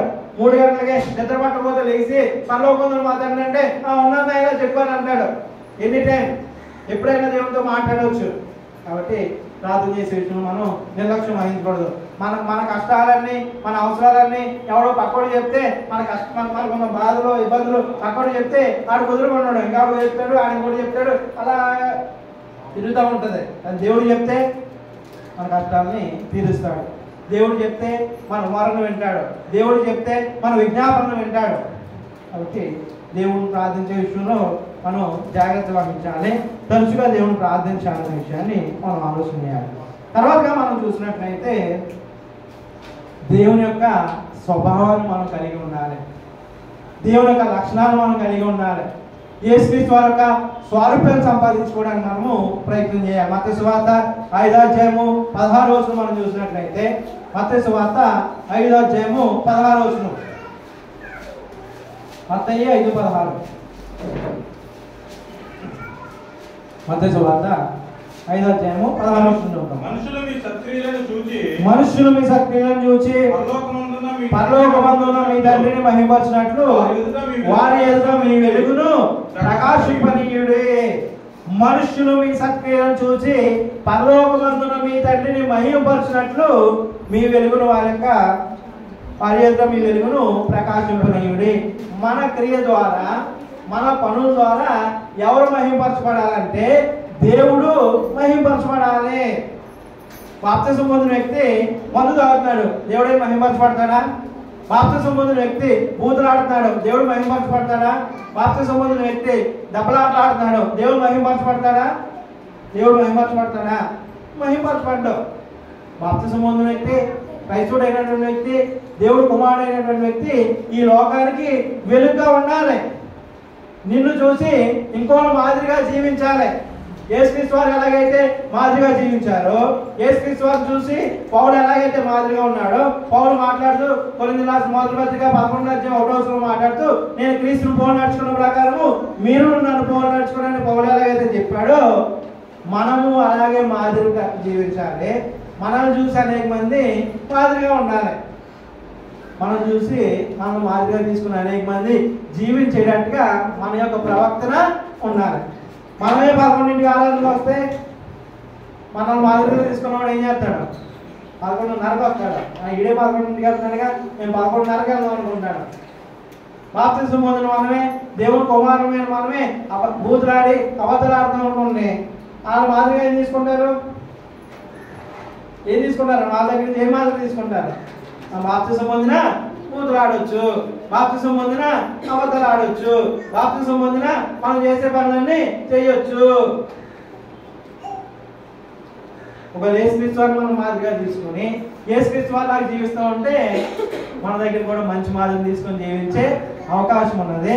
మనం ఈ లోకానికి వెలుగుగా ఉండాలి, మనం ఈ లోకానికి ఉప్పుగా ఉండాలి. కాబట్టి మనం ఎప్పుడు వెలుగుగా ఉండాలి. దేవుని యొక్క లక్షణాలతో మనం జీవిస్తూ, యేసుక్రీస్తు యొక్క స్వభావంతో మనం జీవిస్తూ, యేసుక్రీస్తు యొక్క స్వారూప్యాన్ని సంపాదించుకునే ప్రక్రియలో మనం ముందుకు వెళ్ళవలసినటువంటి అవసరం ఉంది. కాబట్టి అనేకమైన విషయాలు ఈరోజు మనం ఆలోచన చేయడం జరిగింది. దేవుని వాక్యాన్ని విలువించే విషయంలో మనం జాగ్రత్తగా ఉండాలనే విషయాన్ని ఆలోచన చేసాం. దేవుని ఆజ్ఞలు కైకొనాలనే విషయాన్ని మనం ఆలోచన చేసాం. దేవుని ఆరాధించే విషయంలో నిర్లక్ష్యం వహించకూడదనే విషయాన్ని మనం ఆలోచన చేసాం. తర్వాత మనం తరచుగా ప్రార్థించే విషయంలో, లేదా దేవుని ప్రార్థించే విషయంలో నిర్లక్ష్యం వహించకూడదనే విషయాన్ని మనం ఆలోచన చేస్తాం. తర్వాత మనం ఈ లోకానికి వెలుగుగా ఉండాలి, అనేక మందికి మనం మాదిరిగా ఉండాలి, మనల్ని అనేక మంది మాదిరి తీసుకొని జీవించేటట్టుగా మన యొక్క జీవితం ఉండాలనే విషయాన్ని మనం ఆలోచన చేయడం జరిగింది. అలాగే ఆఖరిగా మనం ఆలోచన చేసినట్లయితే విశ్వాసం నందు కొనసాగేవాడిగా మనం ఉండాలి. విశ్వాసం నందు కొనసాగేవాడు. 1 కొరింథీ 15:58 మనం చూసినట్లయితే, 1 కొరింథీ 17:58 మనం చూసినట్లయితే, 1 కొరింథీ 15:58 కాగా నా ప్రియ సహోదరులారా, మీ ప్రయాసము ప్రభువునందు వ్యర్థం కాదని ఎరిగి మీరు స్థిరులను కదలని వారును ప్రభు కార్యాభివృద్ధులు ఎల్లప్పుడూ ఆసక్తులై ఉండి. మనం ఎలా ఉండాలంటే, మనం నమ్మిన విశ్వాసంలో కదలని వారమును స్థిరులుగా ఉండాలి. కదలని వారంగా ఉండాలి. ఇంకెలా ఉండాలంట? స్థిరులను కదలని వారంగా ఉండాలి. మనం అంటే మనం నమ్ముకున్న విశ్వాసంలో మనం నిలకడగా ఉండాలి, స్టాండర్డ్గా ఉండాలి. అదే స్టాండర్డ్లో మనం ముందుకి కొనసాగాలి. రెండు పడవల మీద కాలేసే వాళ్ళు అనేక మంది ఉన్నారండి. రెండు పడవల మీద కాలేయడం అంటే ఆ పడవ మీద ఈ పడవ మీద కాలు వేసుకొని సముద్రం ఏమవుతాడు? రెండు పడవల మీద వెళ్తాం సాధ్యం అవుతామా? అటు ఆ పడవ వెళ్తుంది, ఈ పడవ వెళ్తుంది. అంటే రెండు విశ్వాసాలు నమ్మే వాళ్ళు అనేక మంది ఉన్నారు. యేసుక్రీస్తు దేవుడు కుమారుడని ఒప్పుకుంటాడు, బాప్తిసం పొందుతాడు, రక్షణ పొందుతాడు, యెహోవా దేవుడు ఉన్నాడని నమ్ముతాడు. ఇవన్నీ నమ్ముతూ ఉంటారు, ప్రార్థనకు వస్తూ ఉంటారు, దేవుని సన్నిధిలో కొనసాగుతూ ఉంటారు. గృహప్రవేశం జరిగితే కొబ్బరికాయలు కొట్టేవాళ్ళు, గోప్రవేశం జరిగితే పాలు పొంగించేవాళ్ళు, పెళ్లిళ్ళు జరిగితే ఆ లోక ఆచారాలన్నీ అనుసరించేవాళ్ళు, దినాలు ఆచారం చనిపోతే ఆ లోక కార్యక్రమాలన్నీ చేసేవారు. ఇంకా మన విశ్వాసం ఏది? మన కథలవారుగా ఉంటున్నామా, లేకపోతే స్థిరులుగా ఉంటున్నామా, లేకపోతే మన ఇష్టానుసారంగా జీవిస్తున్నామా? మనకు అవసరమైనప్పుడు ఒక విశ్వాసం, అవసరం లేనప్పుడు ఒక విశ్వాసం. మనకు కావాల్సినప్పుడు ఒక విశ్వాసం, అవసరం లేనప్పుడు ఇంకొక విశ్వాసంలో మనం జీవిస్తున్నాం. ఉదాహరణకి ప్రార్థన పెట్టుకుంటాడు వ్యక్తి గృహప్రవేశినప్పుడు, దేవుడు మంచి గృహాన్ని ఇచ్చాడు, దేవుడే ఇచ్చాడు, యెహోవా ఇచ్చాడని పరిశుద్ధ మాట్లాడతా తర్వాత సువార్థికులు వచ్చారు, ప్రకటన చేసి విశ్వాసంతో వచ్చి ప్రార్థన చేసి ఆ గృహప్రవేశ కార్యక్రమం అంతా జరుగుతుంది. ఆఖరికి వంటగదిలో మేము వెళ్తూ ఉంటాం ప్రార్థన చేయడానికి. వంటగదిలో ఒక కుండ పెట్టి ఉంటుంది, ఆ పాలు పొంగిచ్చేస్తారు. ఆ ప్రక్రియ అంతా ముందే జరిగిపోతాయి. ఎవరికి ఇచ్చినట్టు విలువ? దేవుడికి ఏమైనా విలువ ఇచ్చినట్టు ఉందా? దేవుడికి ఏమైనా ఇంపార్టెన్స్ ఇచ్చినట్టు ఉందా? మనం ఏం తెలియజేసినప్పుడు నీలో ఏ విశ్వాసం లేదు, ఈ ఇల్లు నువ్వేం కట్టించలేదు. ఎవరు కట్టించారండి ఇల్లు? ఈ పాలు పొంగించడం ద్వారా నీ విశ్వాసమే కట్టించింది. నీలో ఏ శక్తి లేదు, ఈ పాలలోనే శక్తి ఉంది. ఉదాహరణకి ఏమన్నా బయటికి వెళ్తారు, బయటికి వెళ్ళే ముందు ప్రార్థన చేసుకుంటారు, తండ్రి మేము ఊరు వెళ్తున్నాము, మా ప్రయాణంలో సహాయం చేయి, లేకపోతే మేము కారులో వెళ్తున్నాము, క్షేమంగా వెళ్ళేలా సహాయం చేయని ప్రార్థన చేసుకుని బయటకు వస్తాడు. ఏ విధవరాలో బయట ఎదురొస్తుంది, అదే పిల్లో ఎదురొస్తుంది, వెళ్తాడా? నిజమైన క్రైస్తవుడు అయితే, దేవుడు కుమారుడు అయితే నేను ప్రార్థన చేసుకున్నాను కదా, ఎవరు ఎదురొస్తే నాకేంటి, ఏది ఎదురొస్తే నాకేంటి? ఒకవేళ ఈ పిల్లలో చూసి మనం ఆగిపోయాం అనుకోండి, ఏమని చెప్పినట్లంటే నీలో శక్తి ఏం లేదు దేవుడా, నీ ప్రార్థన చేశాను కానీ ఆ ప్రార్థన ఉత్తుత్తి ప్రార్థన, నేనేం విశ్వాసం కాదు, ఏదో డమ్మీ గాడు, నేను ఏదో ప్రార్థన చేశాను కానీ అసలు శక్తి అంటే ఎవరిలో ఉందంటే ఆ పిల్లిలో ఉంది. ఆ పిల్లిని సృష్టించిన దేవుడు, ఆ పిల్లిని సృష్టించిన దేవుడు. అంటే మూఢనమ్మకాలతో అనవసరమైన పారంపర్యాచారాలను మనం జీవిస్తూ ఉన్నాం. వాహనం అనుకుంటారు, ప్రార్థన చేస్తారు, నిమ్మకాయ అంటారు. ప్రార్థనలో శక్తి ఉందా? నిమ్మకాయలో శక్తి ఉందా? మరి నిమ్మకాయ ఎందుకు? హాస్పిటల్ నుంచి ఇంటికి వస్తారు, ఎక్కడి నుంచి ఇంటికి వస్తారు, పిల్లలు కొడతారు, దిష్టి చేస్తూ ఉంటారు. ప్రార్థనలో శక్తి ఉందా? దిష్టిలో శక్తి ఉందా? అంటే మనం మారిపోయాం. అంటే నేను నిజంగా క్రైస్తవుడిగా మారిపోయాను, నేను బాప్తిసం పొందేశాను, దేవుడు కుమారుడు అనే భ్రమలో మనం ఉన్నాము. ఆ భ్రమలో ఉన్నామేమో. మనం చేయాల్సిన కార్యాలన్నీ, చేయవలసిన పనులన్నీ అలాగే చేస్తున్నాము. కాబట్టి ఓ క్రైస్తవుడిగా, ఓ దేవుని కుమారుడిగా కొన్ని విషయాలు మనం జాగ్రత్త కలిగి ఉండాలనే విషయాలు మనం ఆలోచన చేస్తాం. దేవుని వాక్య విషయంలో మనం నిర్లక్ష్యం వహించకూడదు, దేవుని ఆజ్ఞలు పాటించే విషయంలో నిర్లక్ష్యం వహించకూడదు, ఆరాధించే విషయంలో నిర్లక్ష్యం వహించకూడదు. అలాగే విశ్వాసమందు స్థిరులము, కథలను వారిగా మనం ఉండాలి. ఏ విశ్వాసాన్ని అయితే నమ్మమో మనం ఆ విశ్వాసంలో నిలకడగా ముందుకు కొనసాగాలి. అటో కాలు ఇటో కాలు, ఆ పడ మీద కాలు ఈ పడ మీద కాలు అయిపోవద్దు. కాబట్టి అలా జాగ్రత్తగా ఉంటూ క్రీస్తు యొక్క స్వారూప్యాన్ని మనం సంపాదించుకుంటూ యేసుక్రీస్తు లాగా మనం మారుతూ అనేక మందికి మనం మాదిరిగా ఉండేటట్లుగా మన జీవితం ముందుకు సాగాలని కోరుతూ ఈ వాక్యాన్ని వివరిస్తున్నాను. ఇంతవరకు శ్రద్ధగా వాక్యం మీ అందరికీ వందనాలు తెలియజేస్తూ నన్ను ఆహ్వానించినటువంటి స్థానిక సంఘానికి సహోదరులు ప్రసాద్ గారికి వందనాలు తెలియజేస్తూ ముగిస్తున్నాను. అందరికీ వందనాలు.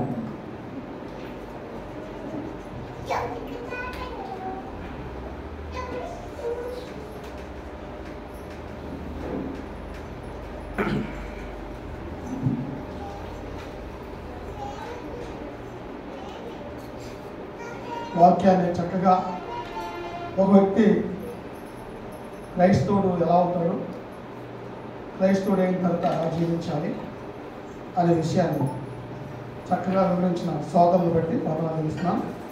క్రీస్తు వచ్చి ప్రార్థన చేస్తాం. తర్వాత ఒక పాట పాడడం జరుగుతుంది. తర్వాత సోదరులు సాదే గారు మనతో ఒక వాక్యాన్ని వివరిస్తారు.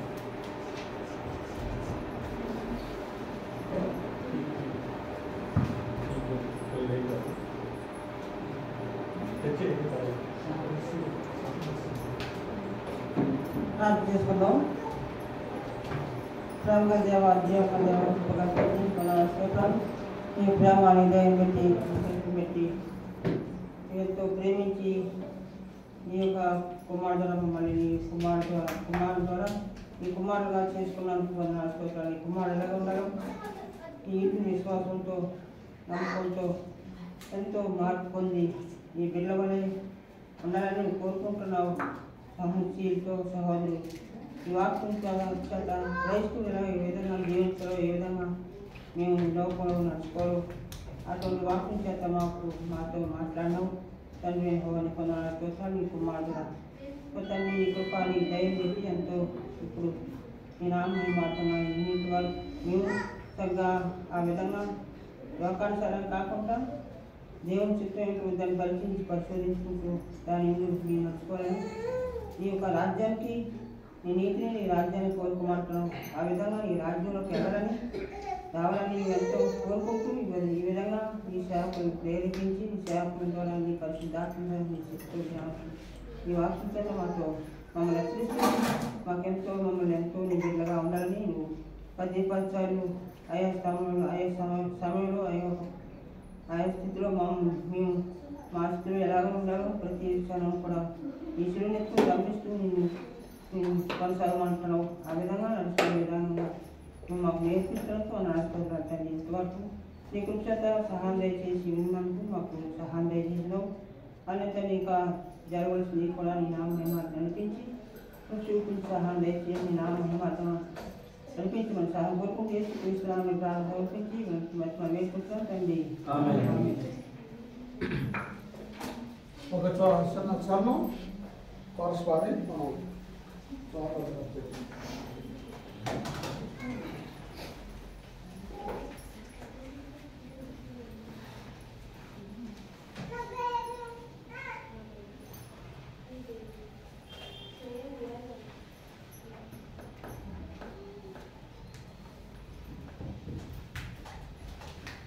రెండు 264 నీతి నివసించే రాజ్యములో క్రీస్తు పాలించే రాజ్యములో నీతి నివసించే రాజ్యములో క్రీస్తు పాలించే రాజ్యములో నీవు ఉండిగా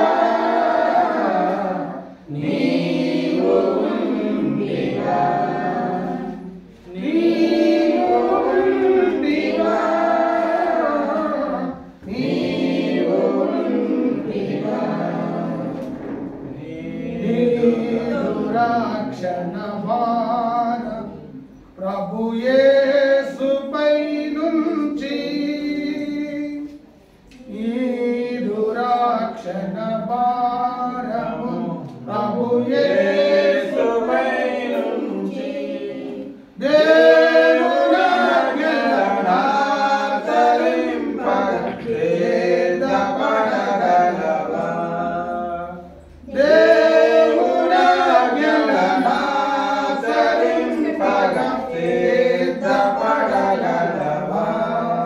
నీతి నివసించే రాజ్యములో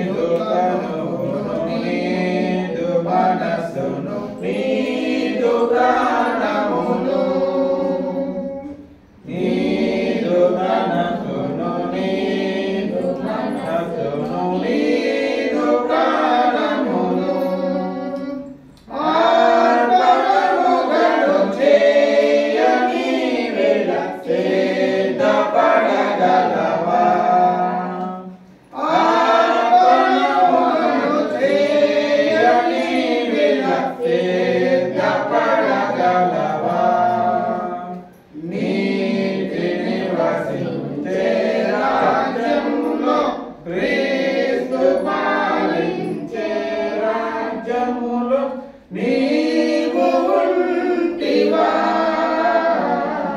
నీవు ఉంటివా నీవు ఉంటివా నీవు ఉంటివా మానివేయగా నీదు మోసము పాప జీవితము మానివేయగా నీదు మోసము పాప జీవితము మారు మనసును పొంది నీవిల సిద్ధపడగలవా మారు మనసును పొంది నీవిల సిద్ధపడగలవా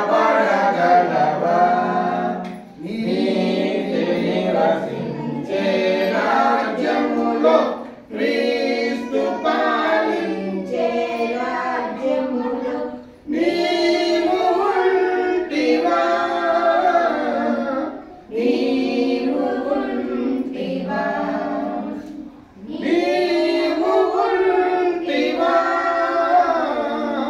నీవు ఉంటివా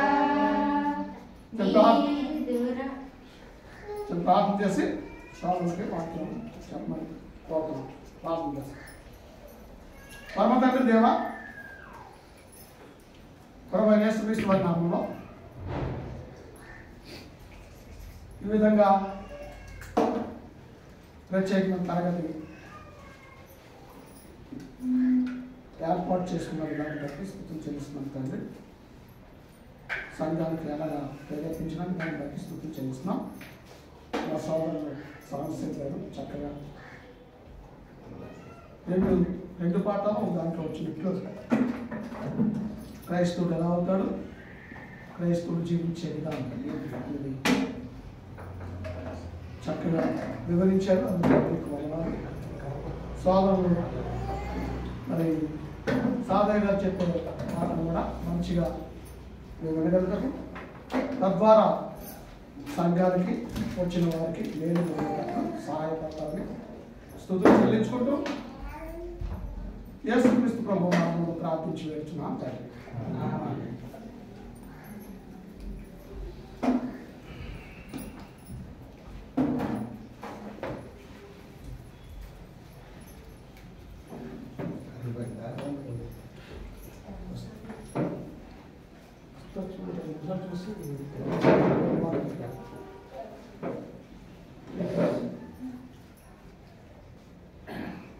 దేవుని సన్నిధిలో చేరినటువంటి సహోదరి సహోదరులందరకు ప్రభువైన యేసుక్రీస్తు పేరట వందనాలు తెలియజేస్తూ ఉన్నాను.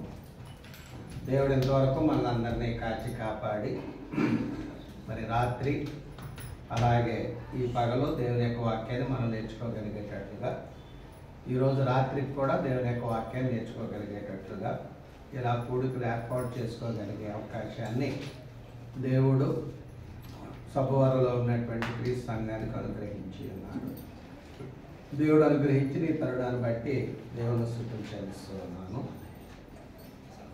గత రాత్రి మనం క్రైస్తవ్యం అనేది ఒక మతమా లేక మార్గం అనే విషయాన్ని ఆలోచించాం. అలాగే ఇప్పుడు నాకంటే ముందుగా చెప్పినటువంటి సహనశీలు ఒక వ్యక్తి క్రైస్తవుడు ఎలా అవుతాడో అలాగే క్రైస్తవుడు అవడమే కాదు కానీ క్రైస్తవుడు అయిన తర్వాత ఎలా జీవించాలో ఆ విషయాలు తెలియజేసి ఉన్నాడు.